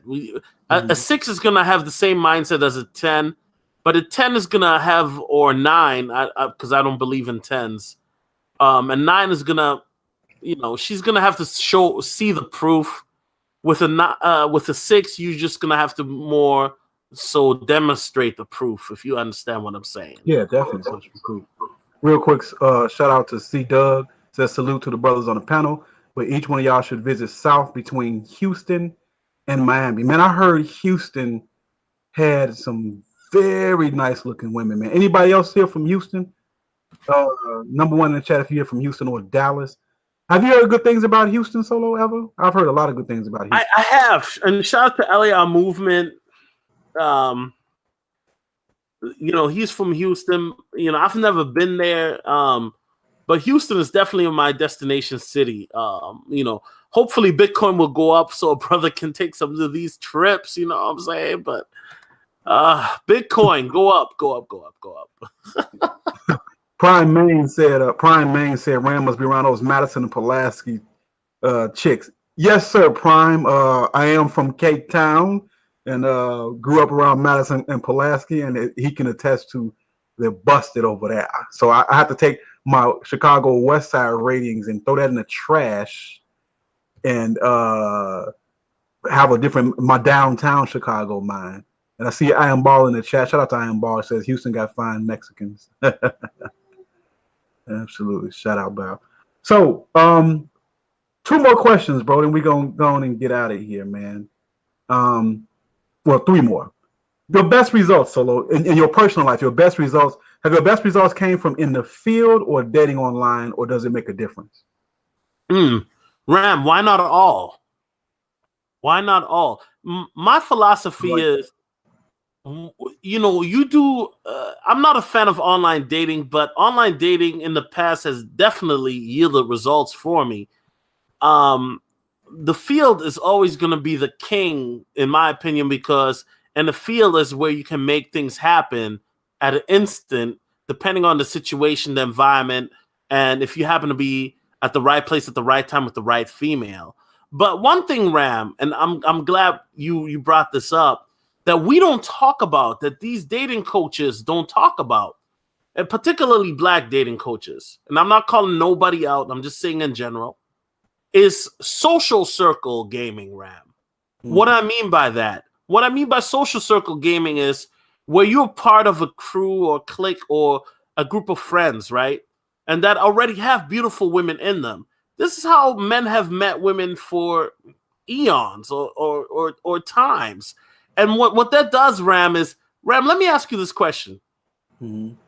Have you ever seen a dude with a bad chick and the dude, the chick looks way better than the dude, and you're like, how the hell this dude bag her? Yeah, definitely. And you think of yourself, Ram, oh, he must have bagged her because he's rich, right? Mm-hmm. And then maybe you start chopping it up with the people. I don't know, Ram. Maybe you at a lounge or bar. We've all done it. You chopping random people up. You chopping them up. But you come to find out this dude is not rich. She knew the dude because they were friends in college or they knew all the time. Exactly. And so, Ram, that's what I'm saying. Social circle gaming is something that has been ignored. I don't know why. I mean, they talking about it now, some dating coaches, but still they trying to ignore it. But that's how a lot of these people meet. I know we talk a lot about blue pill and red pill. I get that. But when you wonder why a square dude is with a beautiful woman or a simp with a beautiful woman, it's not because he's spending money on her broad. I mean, yeah, that may be true. But it's maybe also because they happen to be in the same group of friends. That's what I mean by social circle. So, brothers, we need to practice that as well. When I hear brothers on a 6, 7, 8 hour hangout complaining about, I don't meet women, blah, blah, blah, women all stuck up. It's a Friday night. Why are you on a 6 hour hangout when these women are out there in the lounges, the field, or house parties with their social circle? And I'm not saying you got to do exactly all that, but if you had a social circle or group of friends, or you're able to network, and you're not the best looking guy, attractive guy, because of your value as a man. And remember, Ram, men are the prize. Don't let these women BS you into thinking we're not. Yes, men, we've given away our power, but we are the prize. Women seek higher value men. Mm-hmm. Let me say that again, Ram. So I know you're, because I know you're. We can bring this to the Bible, right? You want me to talk about Samson or Solomon? Oh yeah, absolutely. I already know. Women want higher value men. As my mentor, who and some of you heard of him now. I've known of him 10 years ago because we used to go back and forth in the forums. Rollo Tomasi, you've heard of him, right? Oh yeah, I got his book. Amen. Mm-hmm. So you know of the word known as hypergamy or hypagamy. People say it differently. Mm-hmm. Women always seek the best guy, and make no mistake. Part of game is when you're the best guy. It's not necessarily your words or what you do at the moment, but it's the value that you bring to an interaction. And some people may say it's money, looks, what have you. Okay, it can be whatever. But women seek security, especially as women get past the age of 25, unless she's black because she's looking for Tyrone and some thug dick. Okay, I'm stereotyping, of course. But at the end of the day, Ram, the reality is that men, social value is something that we do need to build up. That's why you can see an older man, Ram, who's 40 years old with a 25. He may not be rich. He may make 60, 70, 80,000 a year. That's not a lot of money if you're in Miami or whatever. Yeah. But the fact of the matter is, it's his value that he brings to the table. Now, obviously, as you become more enriched, more mature, hopefully certain things do go better, not necessarily better, but you become more successful, more enriched as a man. You know what I'm saying? But Ram, I do want to say that whether it's online dating or in field, because let's keep it real, Ram, you want to be that 50-year-old guy in the club grinding up on 21-year-olds being like, hey, girl, let me buy you a drink. No, you want to be that 50-year-old guy in the VIP with 10 beautiful girls that all look like models, that may be models, calling you daddy at the end of the night while they swallow your load. That's who you want to be. I'm just keeping it real. So, absolutely. Yeah. Real quick, shout out to Riz Jeezy40 for his super chat. Appreciate that. And also Prime Main. Appreciate the super chat. He says, if more red pill adding so much value to me, much appreciated, brothers. Appreciate that. Appreciate the super chat. And if you are not subscribed to Solotv84, you're missing out if you don't do so. The guy has a lot of great content, a lot of great guests on his channel. Buddy of mine I've been rocking with. Man, how long we've been hanging out, man, or at least talking about what, about 3-4 years now, right, Solo? Yeah, I mean, Ram, I've been knowing you since the women are nasty video. You know, doing hangouts. It's got to be 3 years now. I mean, we've done at least 7 hangouts. You know what I'm saying? Yeah, definitely. You know what I'm saying? Maybe 8. You know what I'm saying? And hangouts that we've been on together too. Yeah, with other people. Classics. Yeah, classics. Mm-hmm. Classics. So a couple of more questions, real quick, man. I had one, but I'm gonna just skip that one for another time. Has the Me Too movement changed the way you approach women in the field at all? Has it had any effect on you? Definitely, Ram. Definitely. There used to be a thing, Ram, that I used to do a lot, and I'm gonna get my nerd on. Do you remember the word Kino, Ram? Kino escalate? Yes, sir. Absolute Yes, sir. Kino escalation. Absolutely. Very familiar with it. I don't do that anymore. No more Kino escalate, huh? And unless a woman is very keen or does it first, I'm not gonna be. You know, I used to grab women's hands and by the shoulder. And when I say that, Ram, I don't mean in a aggressive manner, right? But in a seductive manner, or pull a woman. I don't do that anymore. The Me Too movement. I'm not saying I'm a scared little baby. I still approach women, as I mentioned earlier in the live stream. But Ram, there's certain things that I in the past, and I wouldn't dare say now. You know, it's a different time. It's a different era. Nowadays, Ram, women are quick to use the C word. Mm-hmm. Now, some people are like, the C word? What is that? Creepy, you know. And I'm gonna keep it real, Ram, because I'm a real dude like that. You know, you talk to a woman and you ask her, or you're flirting with her, and she's like, "Oh, you're being creepy." As soon as a woman says that, I just walk away, Ram. Mm-hmm. I just do. And some people may say, "Oh, you're bad at it." No, but the reality is that that's the woman's way of saying she ain't feeling you. You know what I mean? So, me personally, even if a woman comes to the spot and she's getting on her knees, and I'm like, "You consent?" I've said this to a woman, Ram, about when she's about to have my phallus in her mouth. You consent to doing this? And she's like, "Yeah." I mean, you have to. And you know, where I'm not trying to brag, but there are some videotapes allegedly, but I'll leave it at that. Just for protection. I understand that for sure, bro. Real quick, it's a guy, he keeping the chat room live with some of his comments, man. He's funny as hell. Let me say his name. Prince O'Meal Hawkins from Zamunda. Earlier he said, shout out to all the ladies from Houston that use that beer belly to get abortion clinic money. That's amazing, man. That guy is funny. Well, thank him for the laughs in the chat. So before we got here, I got just one. I'm gonna say one more question for you, real quick. I am ball with the super chat. Thanks, Aaron. Appreciate that, bro. And I haven't talked to you in a while, so Shout out to I Am Ball, man. Yeah, shout out to I Am Ball. You know, this brother, man, I love his channel. He talks about cryptocurrencies, different stuff. We need more brothers talking about money, you know, because women are the least of your worries. If this economy crashes, do you have your money? And it's not even cryptocurrencies, but do you have silver, Ram? Do you have gold? Do you have something that that is tangible, that will save you? Because your 401k might not be there. Exactly. And you know, I'm a silver and gold guy. I haven't done a lot lately, but you know, I started out as a silver and gold guy, and of course, Ball talked a lot about that on his channel. In fact, I've been rocking with Ball since I first started out as well. I know the brother personally. We talk on the phone from time to time as well.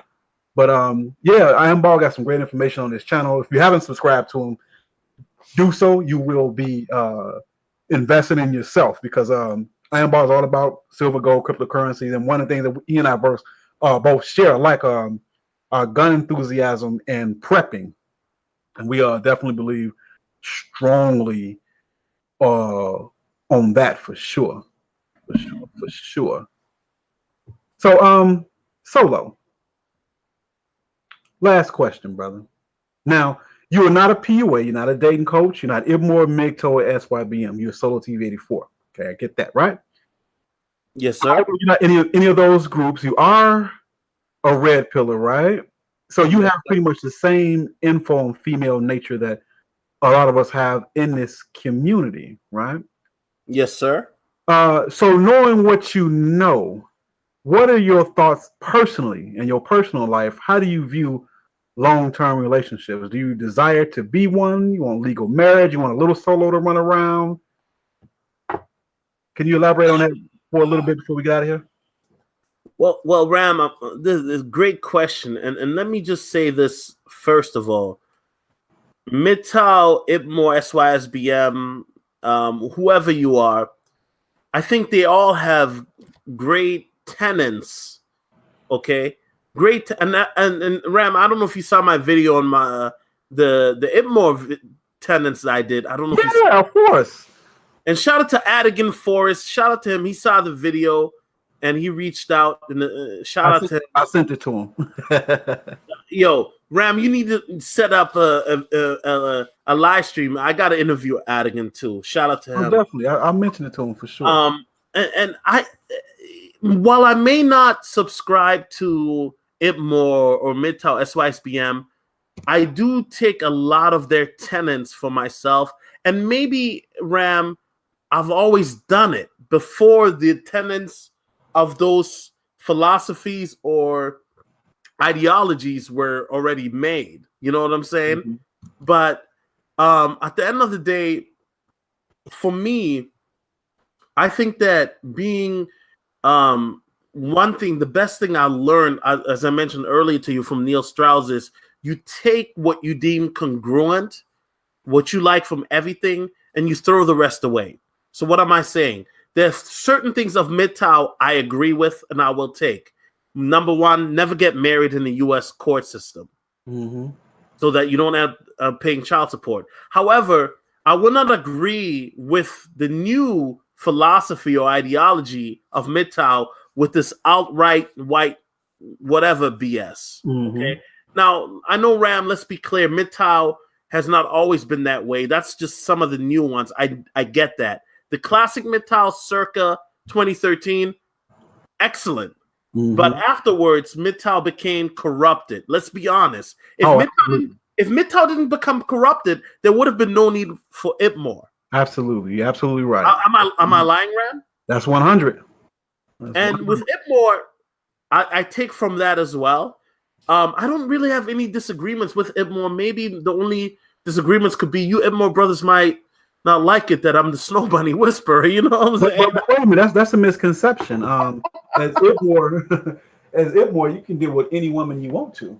That ain't the issue. I mean, genetically, of course, it would be better to stay within your own race, but not necessarily the American BW. We're talking about maybe dating out and impregnated, a dark-skinned woman somewhere else. But we're not against Snow Bunnies, and I'm very pro Snow Bunny. I'm like a rainbow coalition. I don't discriminate when it comes to women. I like Arab women, Indian women, Asian women, white women. I like Smurfette, all of them. So that ain't an IPMOR thing per se. We like women, period. Right. Yeah. So I mean, I don't have anything in regards to that. And I'm definitely not a dating coach. I think that, and this is what I told Alpha Male Strategies, and I will say it here again.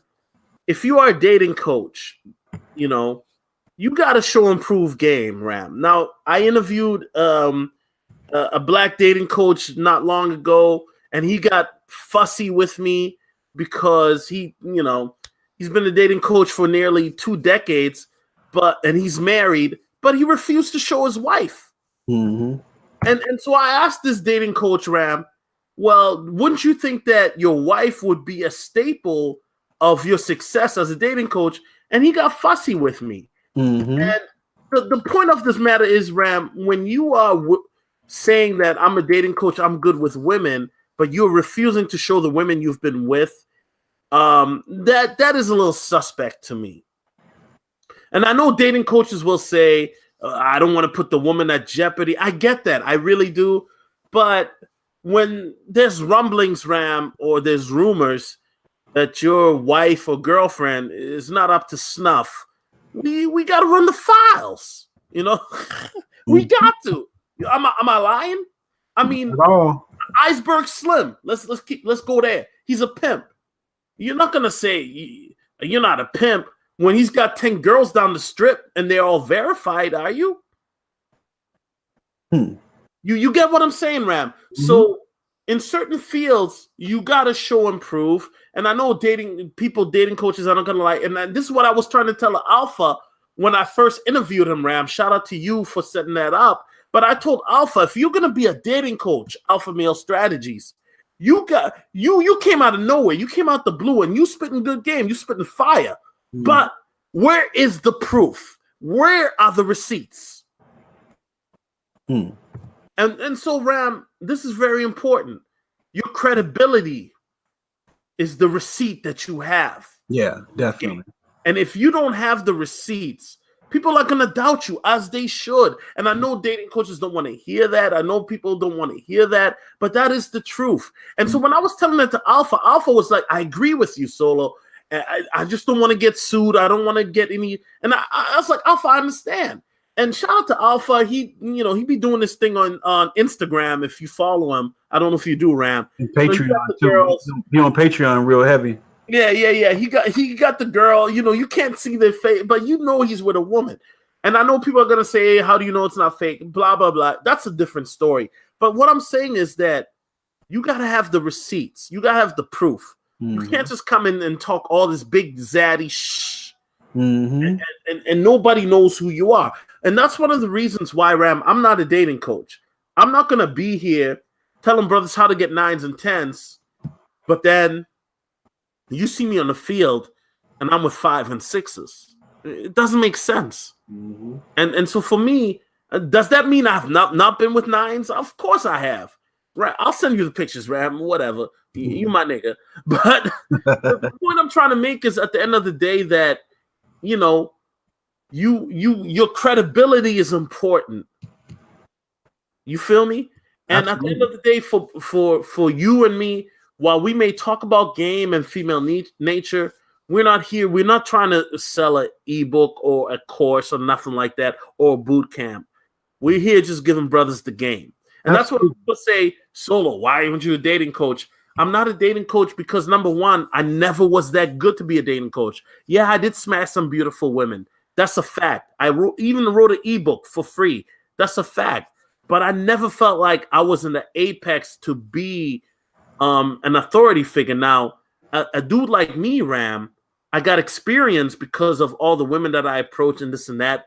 But you can't say that because of me approaching 2,000 or 3,000 women, that means I don't know what the hell I'm talking about.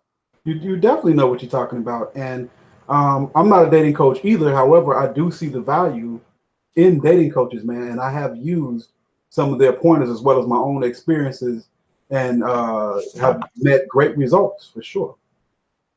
For sure. So yeah, absolutely. And hold up, Ram. Alpha Antera says, Negro, you don't need proof. You just been nosy. Why you want to see his girl? Okay, bro. Listen, can I sell you some lakefront property in Dubai for 50 grand? You don't have to see it. I just want to sell that to you. Exactly. Okay, so if being a dating coach means you don't have to have a dime, then maybe I should be a dating coach. If the standard is that low, but see that you're one of those people, you just like Kool-Aid with a little bit of sugar. You know what I mean? You a simpleton. I'm sorry. At the end of the day, I'm a critical thinker. There's nothing wrong with challenging somebody. Nothing wrong with that at all. Black Ram, you should be challenged. Absolutely. As long as it's done respectfully. Everybody should be challenged. The file should be ran. Don't be butthurt because you want to believe the fairy tales. Now, if it's working for you, Alpha Antares, so be it. But at the end of the day, I hold myself to a different decorum. That's all I got to say about that topic. Appreciate that. Man, Solo, it's been a good one, man. We've been going for a few hours, man, and bro, I'd like to thank you for coming on. I don't do live streams often. I might try to do them a few. I'm thinking about doing live streams a little more often, man. But again, to everybody in the chat, Solotv84 is the reason why I'm still doing videos, in case you didn't know. Because I was done with YouTube and he convinced me otherwise. So I decided to stay on a little while longer. And Solo, man, I'd like to thank you for coming out, man, and making this an excellent classic live streams, man.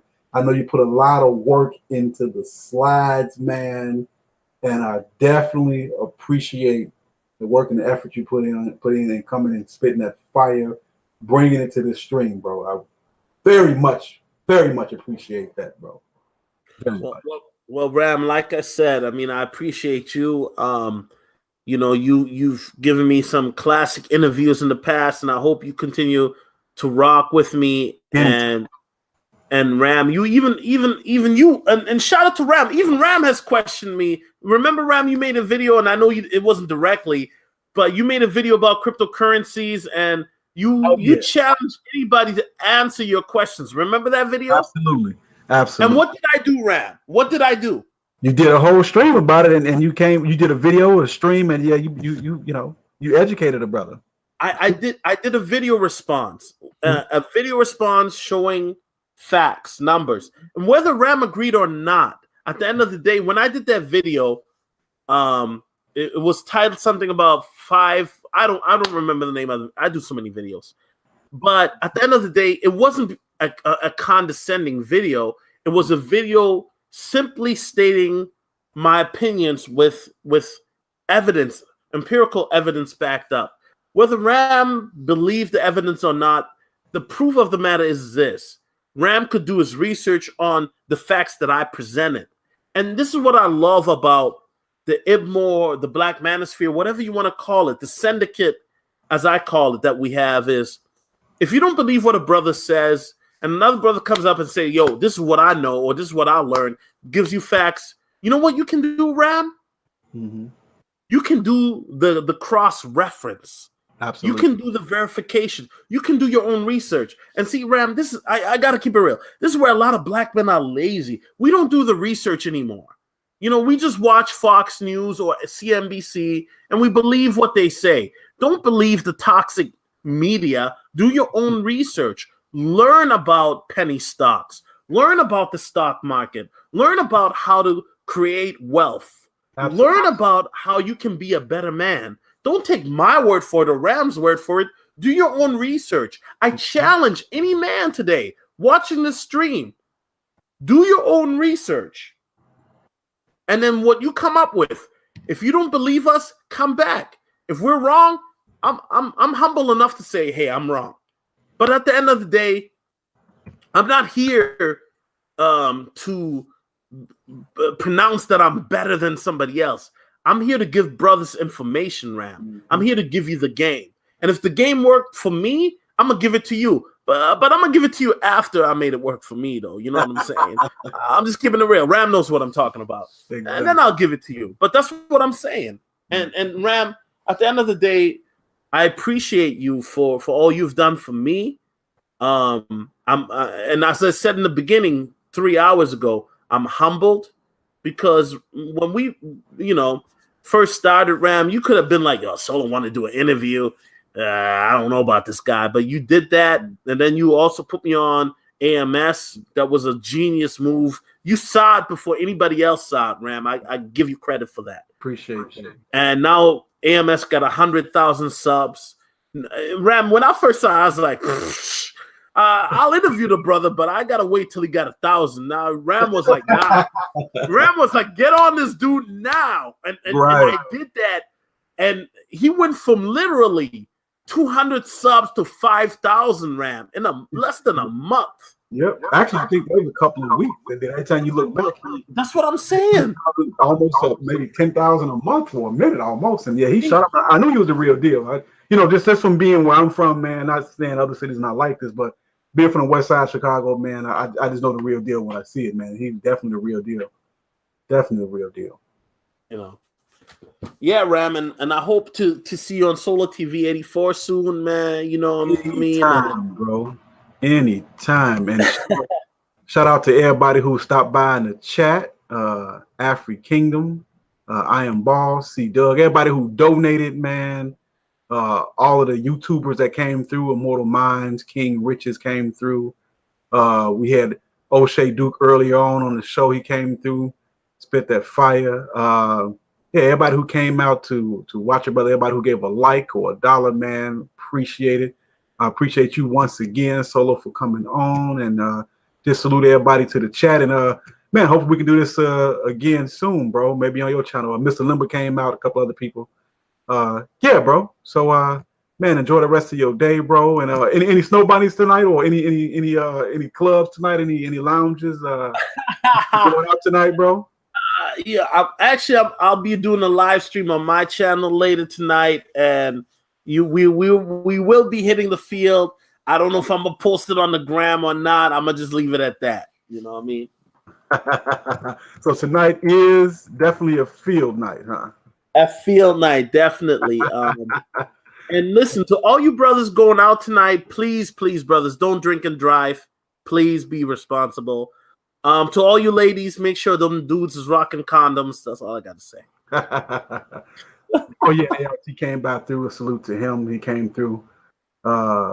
Definitely good to see ARC up in here. The great Alan Roger Curry. And yeah, so we'll be in touch soon, bro. And I'm gonna probably go and chill out myself a little bit. And this tonight's not a field night for me, but it's more of an in-house chill night. But hey Ram, I'm not mad at you. It's like it's supposed to be 105 tonight. It's about 90 now, but you know, same thing in Chicago. It's not. I mean, I got tomorrow night off. Thursdays be popping too. You know, yeah, it's a Chicago hot night, which means Pookie, Ray Ray, Lil G, Lil 300 Shot, T Main, all of them gonna be out. Boom! So Chicago ain't necessarily the blessed place to be when they get a little hot, especially at night, man. You know, but hey, it is what it is, right? Oh. Well, all right then, Solo, man. We're gonna go and get out of here again. Thanks for everybody who joined the chat. Appreciate the classic stream, Solo, man. Appreciate the energy, bro. And all that, man. In fact, I'm gonna give you a call in a couple of minutes, Solo. So you want to say your outro, Solo? Hey, listen, y'all follow me at Solotv84. That's SOL. Hold up, Ram. Can I do my screen share real quick? Go ahead, bro. Go ahead. Hold on. Let me get my screen share up real quick. Now, I mean, y'all follow me at Solotv84.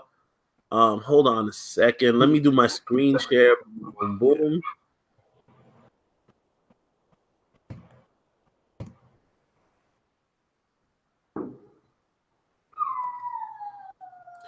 Hold on a second. Y'all follow me at Solotv84. Also, you can follow me at Instagram at SOLOTV84. I got the screen share right up. Ram, you see it? Yeah. And you guys can follow me. Listen, I do a little bit of everything, man. You know, I do a little bit of DJing, do a little bit of, you know, connoisseur type stuff. Just follow me at SOLOTV84. Black Ram, I appreciate you having me on, and I'm very humbled. Shout out to Ark. Shout out to Oshay for hopping on as well. Hey, Ram, I hope you enjoyed the slide I did for. Ooh. Yeah, man, that was excellent, bro. I appreciate that. Yeah, I mean, Ram, like that slide, man. A brother put in work. I was up until like 1, and then I woke up at like 6, and then I worked on it on and off. I hit the gym and did some other stuff. But shout out to Ram. Yo, Ram, that was a genius idea, man. I appreciate Ram. And I just want to say, guys, I'm humbled.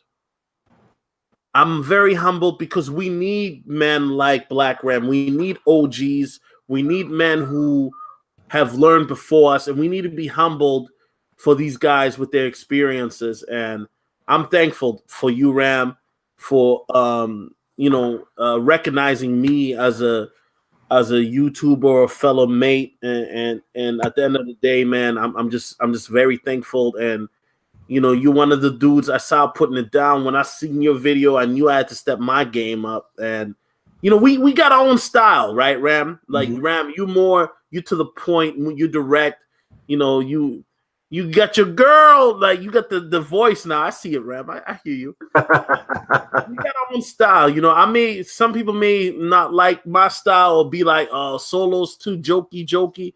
But everything, we all different, because the point of the matter is, if I'm trying to be like Black Ram, what makes me original? Exactly. I got to be who I am. So my style is going to be different than Ram. You know what I mean? But at the end of the day, we're going through to the same destination. We're just taking a different path. You know what I mean?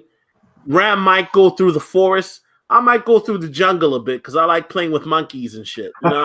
That's just how it goes. But I appreciate you, Ram, and Solotv84 on Instagram, Snapchat, Twitter, my channel, and that's all I gotta say, man. Cool. Appreciate you, man, for coming out again. And salute to everybody in the chat. Thanks for coming out. You have been watching the Daddy Game 2018 with Solotv84. We had Solo Oshay Duke come by and bless us real quick. And appreciate you, Solo. About 10 minutes, I'm going to give you a call on your cell, bro, and chop up a few things with you real quick. And yeah, salute to everybody in the chat, man. And thank you guys for coming out. Thanks for the super chat. And we out here, Solo. Hey, peace. Peace. We out. Hey.